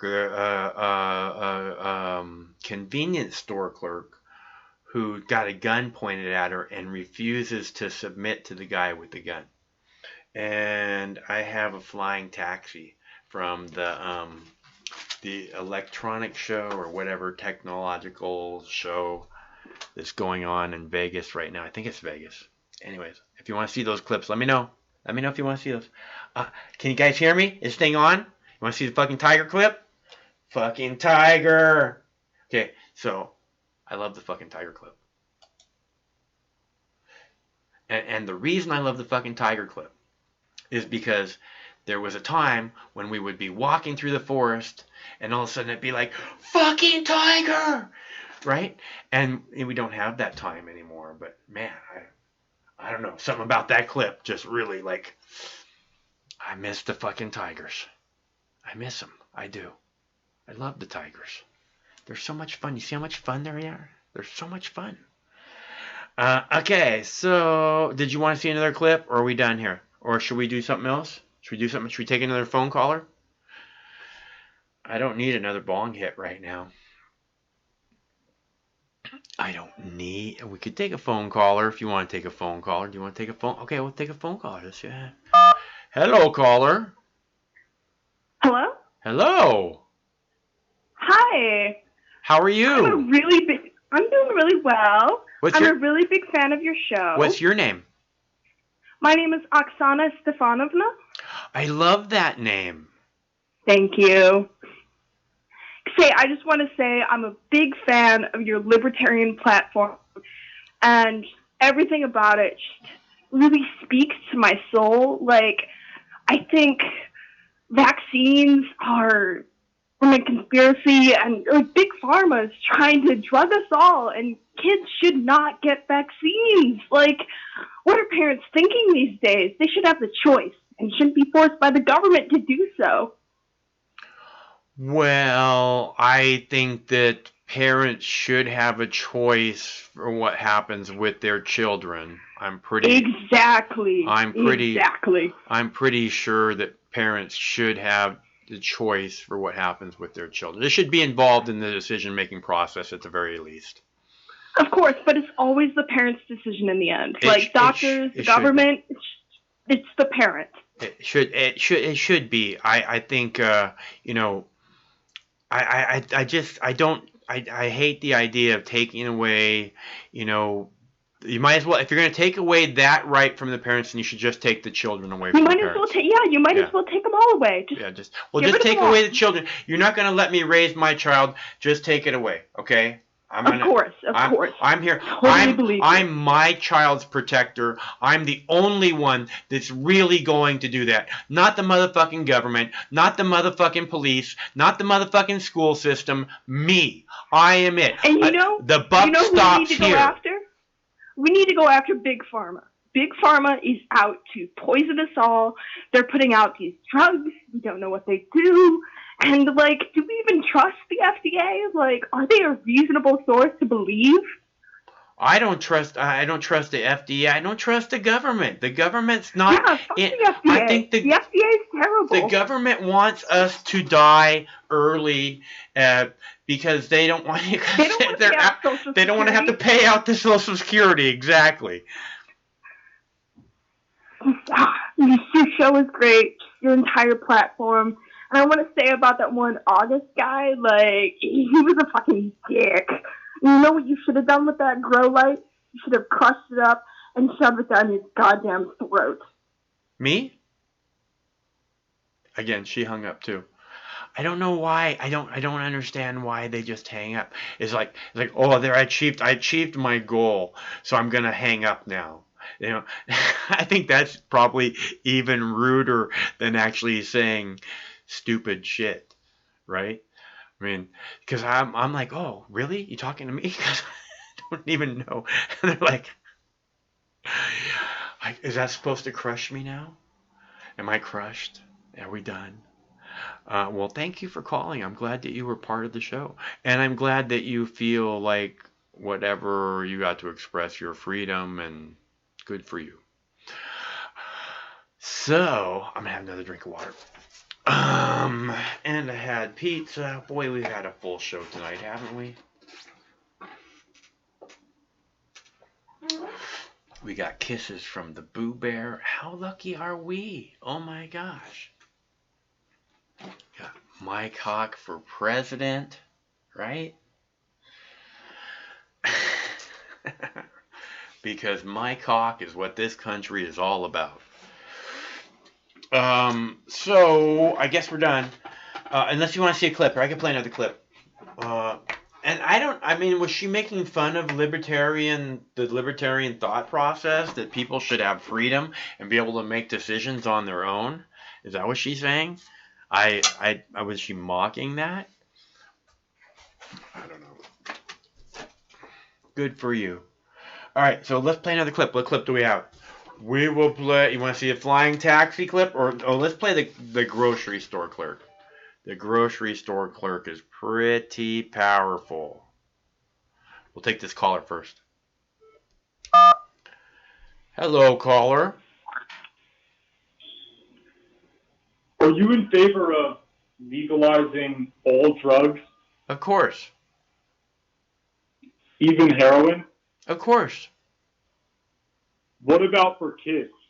Well, let's put it this way. Does the laws against heroin stop people from taking heroin? They might stop kids from taking heroin. Or not. What do you mean? I mean that there's people strung out on heroin from the whole up and down the age scale across our fucking country. The drug war, the just say no to drugs, has brought you a heroin epidemic in this country. Get rid of it. It's for stupid people, and it's not working. Get rid of heroin? Get rid of the drug war. Don't you like freedom? Don't you believe in freedom? I believe in the freedom to not do heroin. You have that choice. Unless, of course, the government says you don't. I believe you should have that choice. To choose not to take heroin. I'm not going to do heroin. I don't want heroin. And the fucking law isn't stopping me from doing it.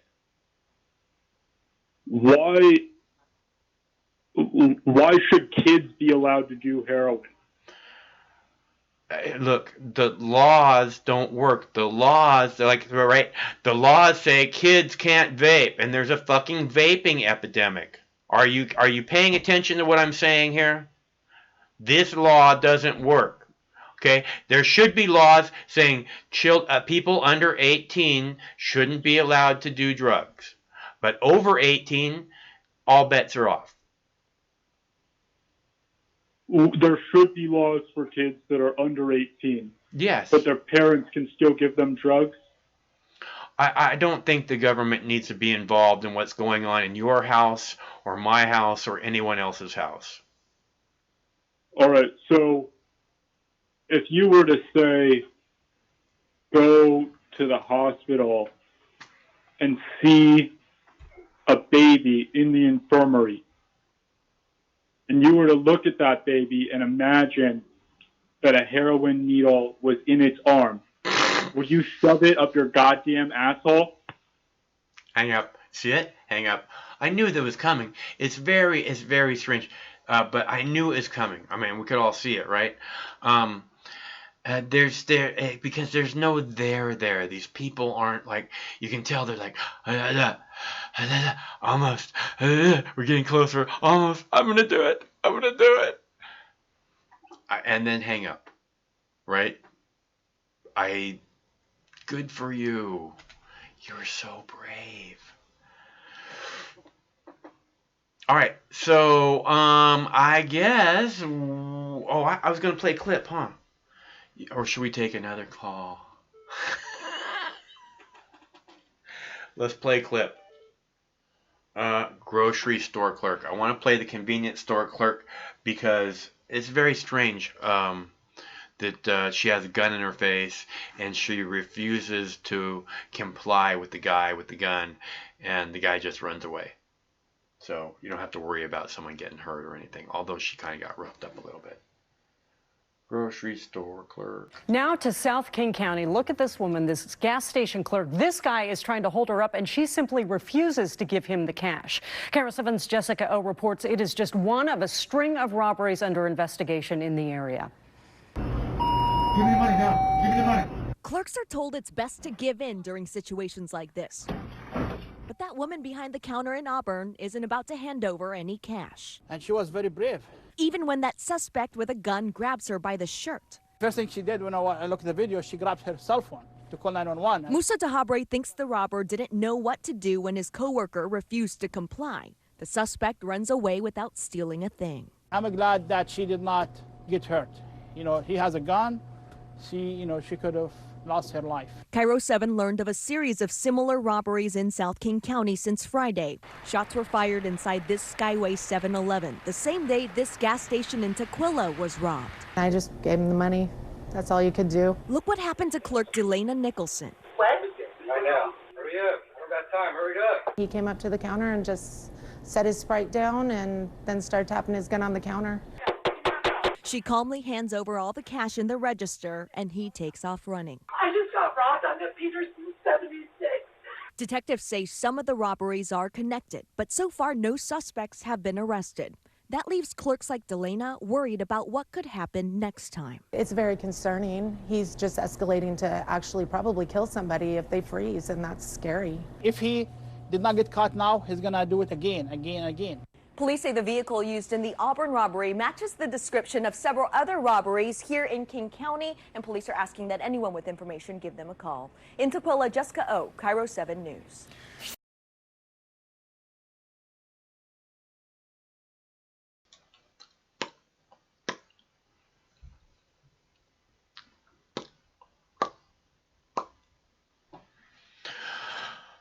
Okay, so we're back. Did you want to see another clip? You want to see a flying taxi clip? I thought that was an interesting clip because you don't see that like every day, right? Like the grocery store clerk is like, no. And then the guy's like runs away. The guy with the gun runs away. How many times do you see that? Right? I'm like, what? You want to see a flying taxi? I got flying taxi. It's not actually flying in the video, but it looks cool. I don't know how stupid the robber was. Maybe the robber didn't have a real gun. Maybe it just looked like a real gun. We didn't have bullets or something. It's not Fifth Element shit. It's like a fucking Osprey, which is a fucking death trap. Here, I'll play the flying taxi video. Just a minute. All right, hold on. Here we go. Flying taxi. Ready? Okay. All right, Uber is taking the skies right now, preparing to launch air taxis, apparently partnering up with Hyundai. Liz Clayman is in Las Vegas with the head of business development for, I guess, a company called Uber Elevate. Is that right? Yes, this is unbelievable. You know, Neil, I've been coming to CES. This is my 14th year at the world's largest consumer electronics show. I have never seen anything like this. This is the Hyundai Uber Transit, the flying taxi. This is a beast. Basically, what they're trying to do here is show that the future involves point-to-point air travel. You know how you just wish you could somehow elevate above all of the traffic in LA, New York, Boston, wherever you are? This vertically takes off. It's got 4 propellers that are all about 10 feet in diameter. It's 50 feet long, 7,000 pounds. Once it hovers up, carrying about 4 passengers and, yes, a pilot, it then cruises at top speeds of 150 miles per hour. The maximum flight range, 62 miles per hour, about 100 kilometers. It is all electric. It actually charges while it's on the ground. There is reduced noise. Is it just a pipe dream or reality? Let's go talk to Uber Elevate's head of business development, Wyatt Smith. This is crazy. It's a very exciting morning for us. I would imagine. I'm looking at these larger propellers, which we just showed. Right. Yet I see on the other end there these more flat, different-looking propellers to the right. Correct. What are those? Yeah, so those are stacked co-rotating propellers. They create vertical lifts when the vehicle is in VTOL mode. And then when it converts to forward flight, they recede back into the fuselage of the aircraft, enabling it to fly at a very efficient cruise. This is so futuristic. Well, our team has worked really hard on the concept over several years, and about a year and a half ago, actually, we put forward several designs to the market, and it was really exciting to see how the Hyundai team ran with that. And their engineers have really built something special here. Okay, so it hovers up from the ground. Yep. And then it starts cruising. How high would it cruise? So the cruise envelope is between 500 and 2,000 feet, which is a really cool way to see a city. And for many people, they've not had opportunities to do that before. And so we're excited for what this will do to democratize access to flight. Okay, forgive me. It's also a really nerve-wracking way of maybe hitting something. Well, safety is paramount. And everything that Uber is about, creating a safe and reliable service. And the people at Hyundai are very committed to that as well. Their track record of producing safe, reliable vehicles at scale, really automotive scale, is going to be a game changer. Look at behind us on the screen here. You can see this. Right. Is that a rendering or video of San Francisco? Yeah, this is San Francisco in 2030. You get a sense about what it would be like to experience the city from the sky. Boy, they look remarkably calm. Yeah, we'll be able to push a button and get a flight and use it as a way of getting from anywhere within a city to another point. What does the FAA say about this? So we've had a great partnership with the FAA talking about how to do this in a safe and reliable way. Nothing would start flying until they'd achieve what's called type certification. And several companies are out there right now demonstrating pathways towards it. Well, we love innovation. Hyundai plus Uber, you guys are trying to do it. We'll wait to see. And Neil Cavuto wants to be among the first in there. Neil, we look forward to giving you a ride. Neil, check out this baby. Only if I go with Liz. Right. I'm with you all the way. All the right. way. But amazing, isn't it? And again, you know, it's about the future. It's about taking moonshots, and then sometimes you snag a star and you make it happen. We'll see. All right. Great job. As always, Liz, look forward to more reports in your show later on. In the meantime, it almost makes you want to dance. Sorry about the Lexus ad. I'm like, why is that Lexus ad on there? Like, oh, the fucking Cavuto. Or I guess it might be the show. I think it must be Cavuto. Cavuto's putting that up there. I thought it was maybe that the flying taxi was by Lexus, but the flying taxi is like an Uber thing. I don't think it has anything to do with Lexus. But that's just a really... I would never get in something that looked like that. That looks like a fucking death trap to me, man. Would never get in something that looked like that.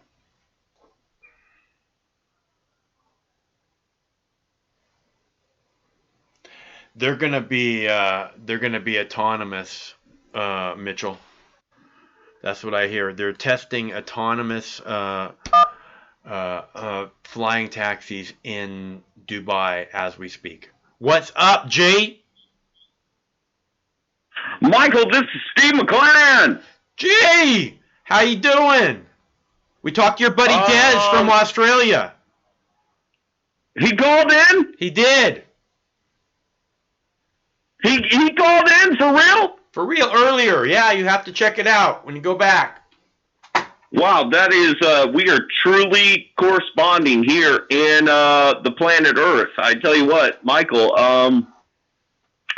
I have some unfortunate information. Michael, don't be mad. Don't be mad at me, okay? Just take a breath. Take a bong hit? Is that what you're saying, Steve? I should take a bong hit? I mean, if you, Michael, I can't see you right now. Mm-hmm. What I'm going to tell you is, Michael, we were flying to motherfucking Australia in the Mox News chopper. We commandeered a chopper. I tell you what, I had to get the fuck out of Baghdad, okay? I'm not even fucking kidding you. I had to get the fuck out of there some way. I commandeered a goddamn chopper over there at the fucking airport. The shit was blown up. Everybody's angry. They're freaking out. I had to get the fuck out of there, Michael. Good plan, Steve. I would have done the same thing. I was trying to get a shower in, and it's just fucking everything in the world is completely fucked. I tell you what. Everything's on fire, Steve. It's all burning. The world is burning. I mean, we're okay though. We're all okay. I'm okay. We're gonna get through it. The Mox News chopper is not okay currently. Michael, you crash landed the Mox News chopper. Where did you crash? Traffic chopper. We crashed this son of a bitch into a deserted island, Michael. It's completely fucked up. But don't worry. We have the Mox News raft. I am currently building a raft out of wood and helicopter parts. I'm telling you, we shredded all of the chopper is completely fucked. But you know what? I am going to make it. And since you told me Des called, I'm just going to let, the wind take me. We're going to be floating very soon into the Indian Ocean, okay? We're going to come to you live there. I'm saving the battery. Are we actually live right now, Michael? Are we live? That's where the B-29s are headed, Steve, to the Indian Ocean. You're going to be in the shit again. You better get out of there.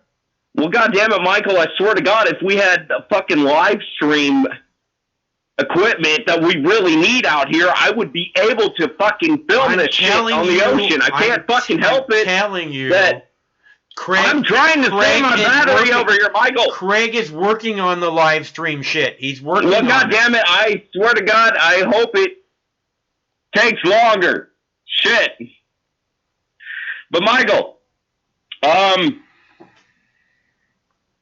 we're here. We're here on a deserted fucking island. I'm telling you, I was dedicated. I was flying the chopper. Hey, Steve. Across the ocean. Steve. And these son of a bitches that own the helicopter, they did not fill up this fucking helicopter. This is not my fault, Michael. This is not my fault. You weren't trying to blame me for all the goddamn bands. This is not my fault. Who is where? You said we're here. We're here. Who is we're? Well, me, you, and all the listeners, Michael. Okay. We're all here. Okay. We're here together. We are uniting. You are me, angry. and I am you, and we are all together. Angry. They're fucking, actually retarded. It's really sad. But you know what, Michael? You know what the cool thing about it is, being here on this island? I tell you what. Because I'm not a cat, there was a toilet that was washed up on the beach. I'm not even kidding you. I pulled this fucker out of the sand and I fucking defecated in it. And I didn't actually have to defecate in the sand and fucking cover it up with my own hands like a fucking cat. I'm not a cat. I'm a human. I defecated in the toilet. It's lucky. I am keeping a positive attitude. We're doing it. We're doing it live. Every single fucking day we are dedicated. We are going across the entire country. Wherever the news is happening, we're going to be there every single fucking day, whether you like it or not. Ladies and gentlemen, America, Australia, Africa, Israel, Australia, fucking Iranian. We're gonna be over here keeping a positive attitude, whether you like it or not. If you want to be retarded, look up the definition of retarded, and that is you. That is you. And Michael, the worst part about this whole fucking goddamn desert island shit is, on my tablet, I only have fucking one movie on my fucking tablet. I only have one movie, and I can't even fucking believe this, but I'm telling you, I'm getting this fucking Mox News raft going, and we're getting the fuck out of here. What's the movie, Steve? It's a fucking Fifth Element. I'm fucking freaking out. I am telling you, I've watched it fucking six fucking times. I hate this movie. It's fucking retarded. Hey! This is not the last goddamn movie I wanted on a desert island. Hey! And I just had to watch fucking Leaving Neverland. Me and this chick, we took the fucking Mox I'm telling you right now, to the you edge of the did cliff. not, We had a you did waterfall. not The just shit was watch. going good, Michael. This bullshit. You did not just watch The Fifth Element. You did not. Dude, If you did, you'd be like, this movie was I great. just watched The Fifth Element like 6 fucking times here And on the it's desert island. great. Preparing my fucking raft. We're getting on great. this island, Michael. I don't even care. I don't even care anymore. I'm losing it. I'm losing it. Movies I have don't been get any out here better just than the losing it. Fifth Element. And I'm telling you, I'm Movies just gonna do let not the wind get any take me better wherever. than The Fifth Element. We have a sale. I'm just saying, we have a sale. I'm painted Mox News on the sale with my blood. I mean, I just want hopefully a cruise ship picks me up. That would be awesome. Ladies and gentlemen, we are out here in the world, Mox News Radio, just killing it. Nobody gives a fuck. I don't think you should write Mox on the sale, Steve. Mox is we're writing it. We're gonna write Mox News. Mox is SOS. Steve. Pick us up. Cruise ship, please. Please pick us up, you fucking goddamn stupid ass goddamn fucking cruise ship. Please. You not notice us? You know what's probably going to happen is that the cruise ship is actually going to fucking just sail on by and not even see it. That's just going to be fucked up. But I tell you what, we'll keep a positive attitude. Steve, the word Mox. Mox is a radioactive element. I don't think anyone's going to come and save you if they see an island with a big sheet on it that says Mox. We're not going over there. Michael, goddammit. I already wrote Mox on the goddamn sale. That's the first thing I did before building the fucking goddamn raft. Well, I would get busy with the raft. We're just focused on the raft. I'm telling you, it's fucking already pretty much put together, and this son of a bitch I'm getting ready to birth this son of a bitch on the ocean. You better use your iPod I tell you what, to get dude, a weather report, because the Indian Ocean is nothing to mess with. I'm just really glad that you're not mad about the helicopter. Thank God. There's sharks in the Indian Ocean too, Steve, so you be careful. Really? Lots of them. Lots of them. Well, maybe I have a little friend. Maybe I will have a little friend.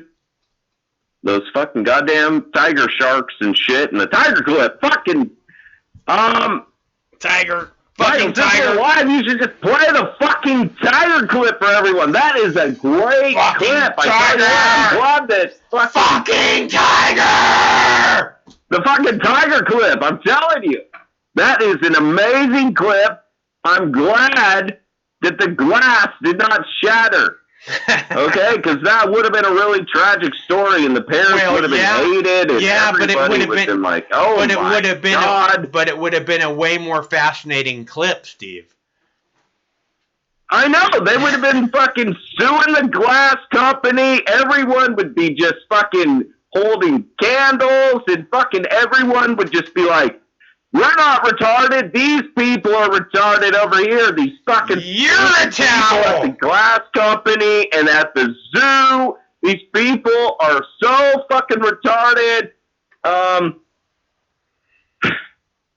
And instead of just being like, you know what, this is actually what happens when you have a fucking goddamn tiger at a motherfucking zoo and it lunges at the goddamn glass and the fucking shit's not strong enough, or your dumbass kid falls in the goddamn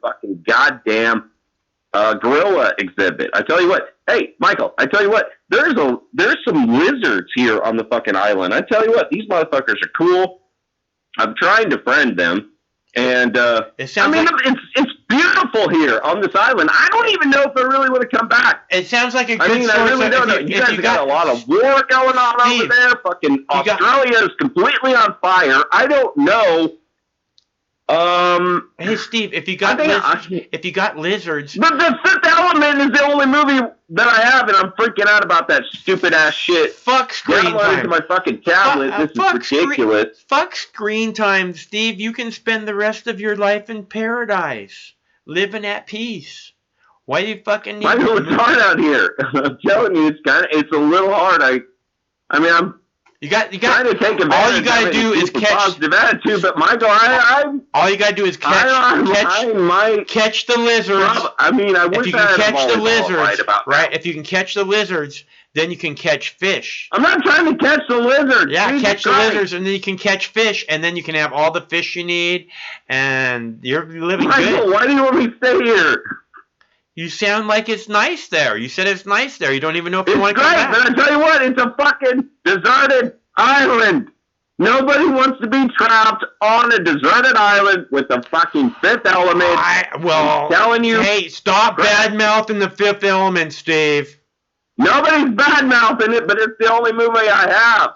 And it's like fucking screen super time, old. Steve. It's Steve, It's so fucking old. It's a great movie. It's a fucking great movie, Steve, and it's timeless, motherfucker. Yeah, I tell you what, fucking Bruce Willis. Timeless. Yeah, fucking Whatever, Bruce Willis. You know who my fucking favorite actor is? Chris Tucker. It's Jack Hanna. Jack Hanna. Jack is dead, isn't he? Jack Hanna? Yeah. Jack's dead? I think so. Well, you better fucking Google this right now because it's breaking fucking news to me, for real. And tell you what, that motherfucker was a great actor. Man, and he's a showman. I don't know if he was an actor or not.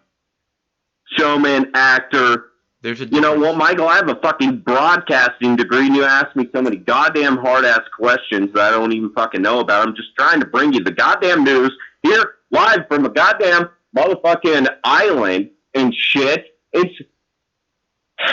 And the fucking listeners out there, I tell you what, they're angry. A lot of them are angry. Michael, breaking news. We just found out that you're a white person. Wow, it's amazing. It's fucking shocking. It is shocking the amount of intelligence that we witnessed tonight from the very intelligent caller earlier in the broadcast. We really appreciate your input and your time. I tell you what, that was actually really valuable. That was. Hey, Steve, you know what? It was.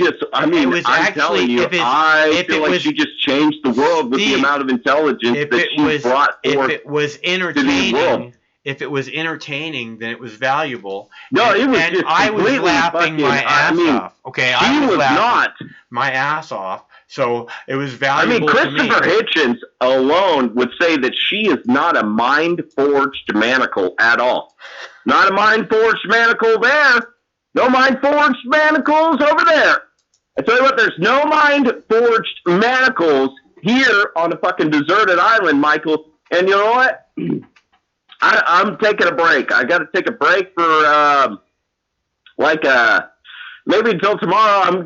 I want to report to you live. We're gonna fucking take the Mox News raft wherever it takes us.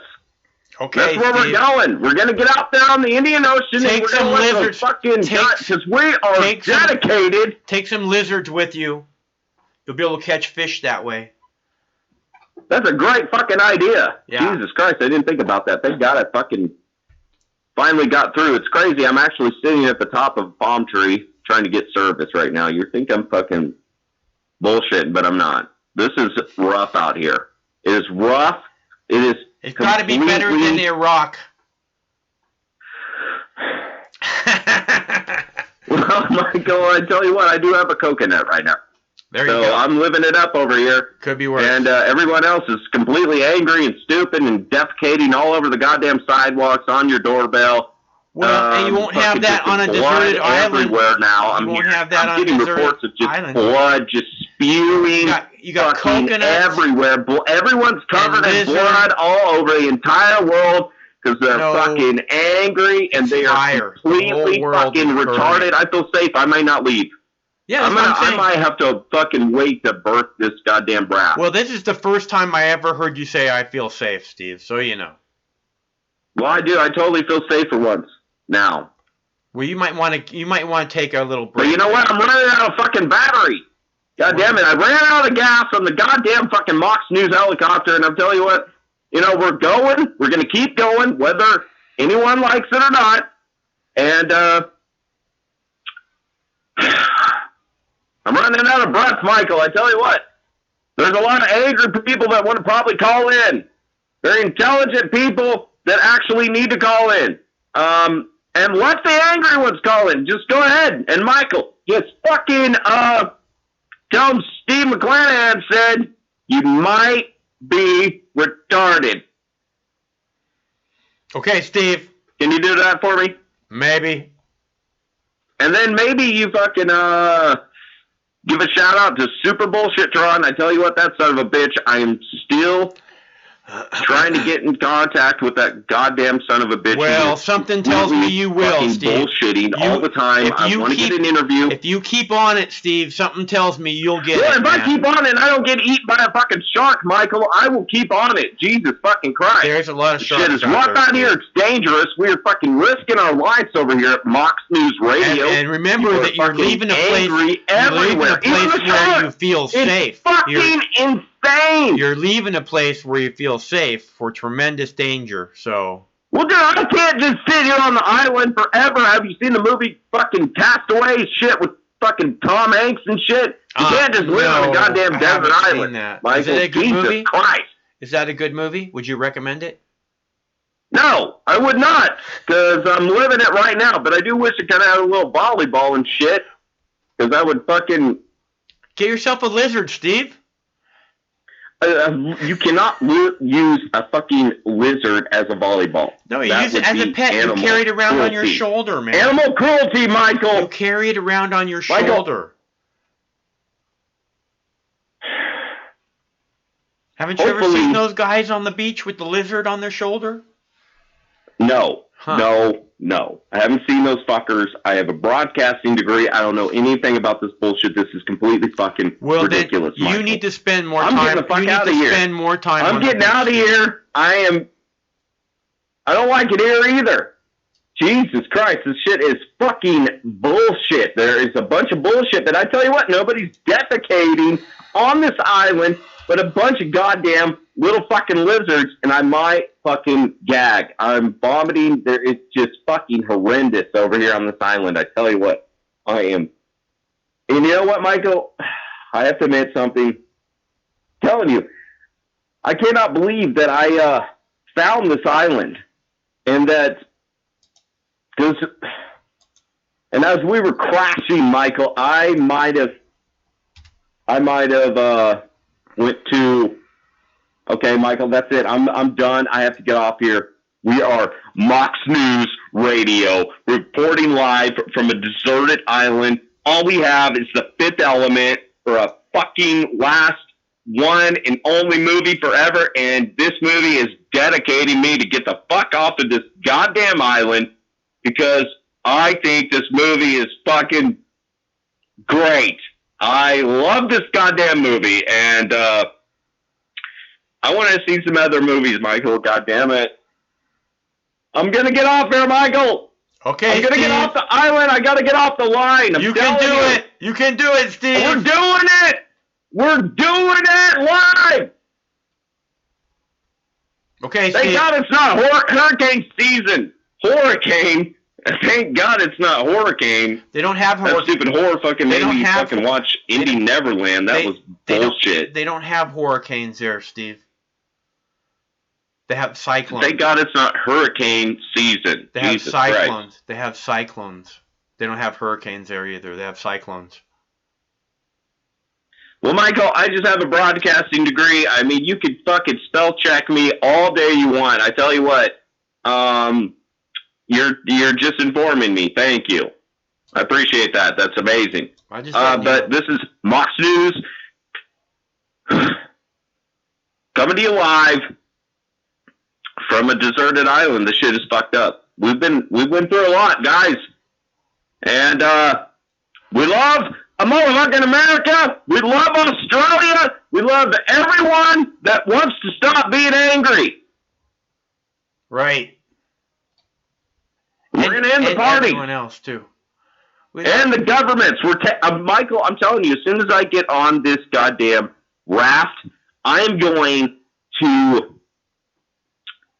start making phone calls to in the governments all over the entire fucking planet. I tell you what, I'm dedicated. I'm sick of this shit. The government's completely fucking up. There's a giant fire in Australia.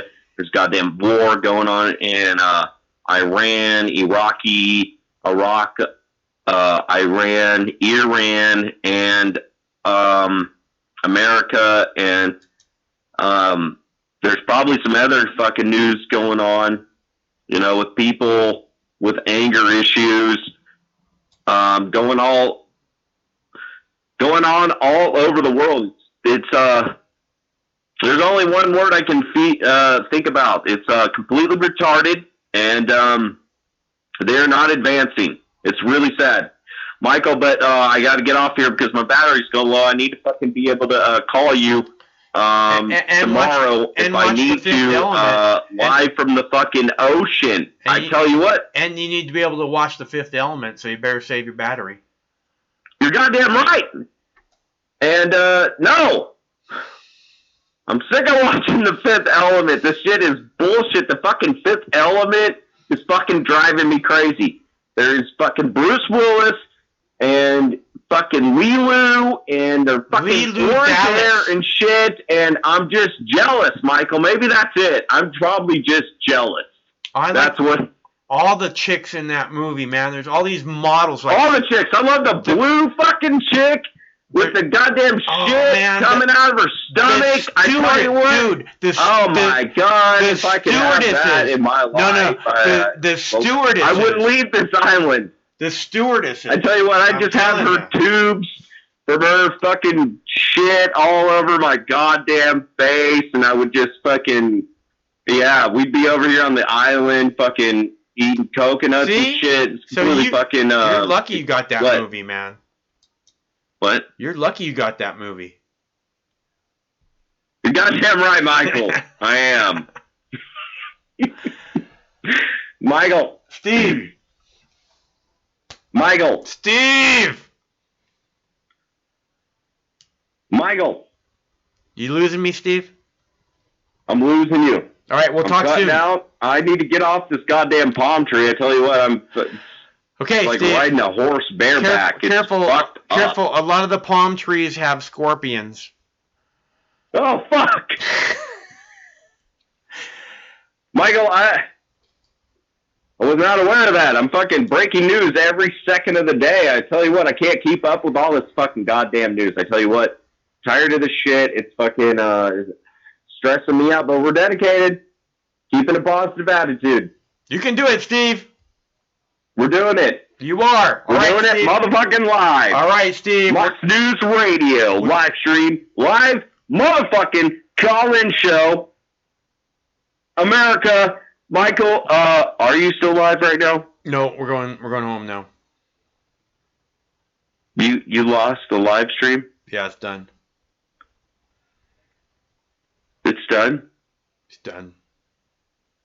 This is fucking bullshit, Michael. I have been out here on this fucking island, and you in the live show? Steve, I gotta go. Michael, I have to go now. I'm going first. You're not going first. I'm going first. I have to go. I always let you go first, Steve. You I always realize let you that, go right? first, Michael. You realize this is that, right? bullshit.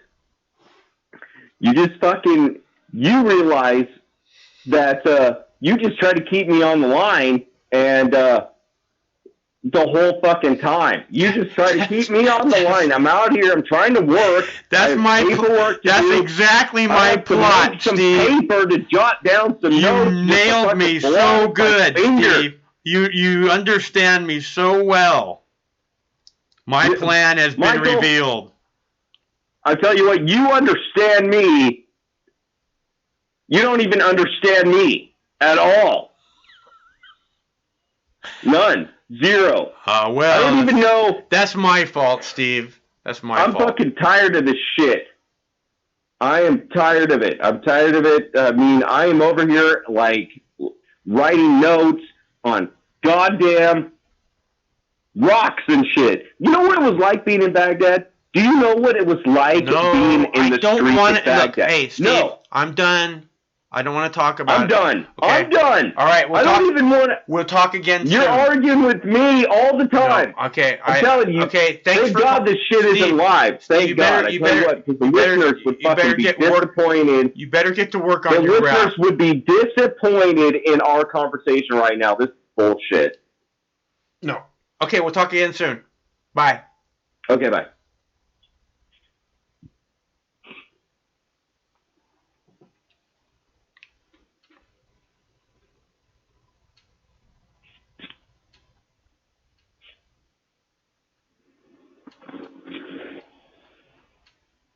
Are you watching that Mila Hello? Jovovich? What? Hello? Hey, Steve, I gotta go. Hang up! I thought I was talking to Shaniqua. I tell you what, I was... You got Shaniqua on the line, too? Yes, I was getting ready to talk to Shaniqua. I'm on a desert island. I have to talk to my girl and shit. You know what I'm saying? All right, well, that's why I had to get off the line, Michael. Well, I'll let you go. I'll let you go. A man has got to have priorities. I'll let you go talk to Shaniqua. Okay, I'm going to let you go right now. Okay, bye. You go first. Oh, he left. Okay, good. Okay, so let's see. Steve on a deserted island up a palm tree, building a raft, trying to get home, I guess. So we're told. Okay, let's see. I'm out of clips. Did I have another clip? I have something. No, I don't want to play that clip. All right, we're going to go. I'm going to go. I guess we're going to go. I need to go. I got to go look at the news. There's stuff going on. I don't have a TV in here yet, so I don't have the ability to, like, know what's going on. I need to look at this airplane situation in Tehran because it happened right after I came on the air.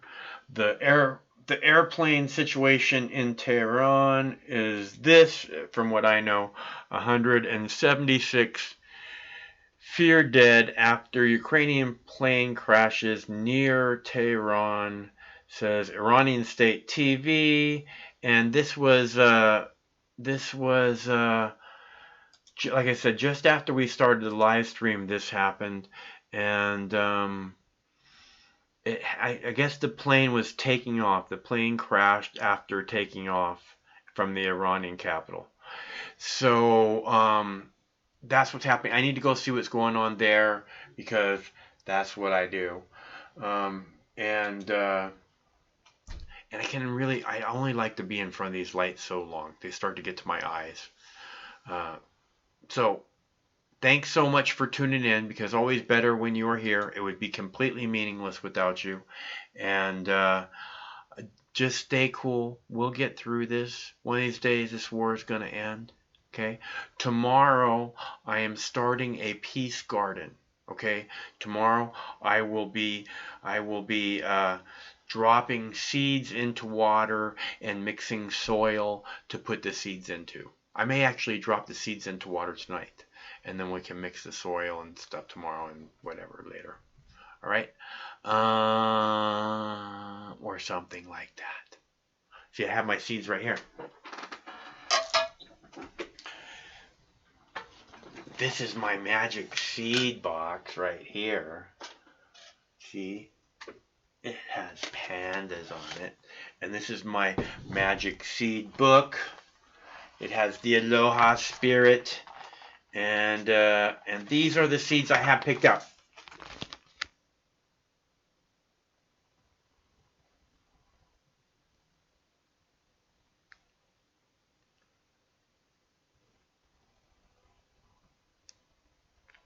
What's that one on the bottom? Dutch. Oh, okay. I'm not sure if that's, I don't know that that's exactly the lineup, but those are the ones I'm looking at the most right at this moment. Those are the ones I'm planning. The plan is right now to drop those into water in the next 12 hours or so. Okay, so we will be doing that. Oh, you want to see inside my little magic tin? I'll show you inside. It's a good tin.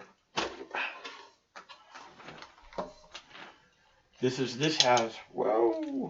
has what we're gonna do, what we're choosing from mostly in the next couple days.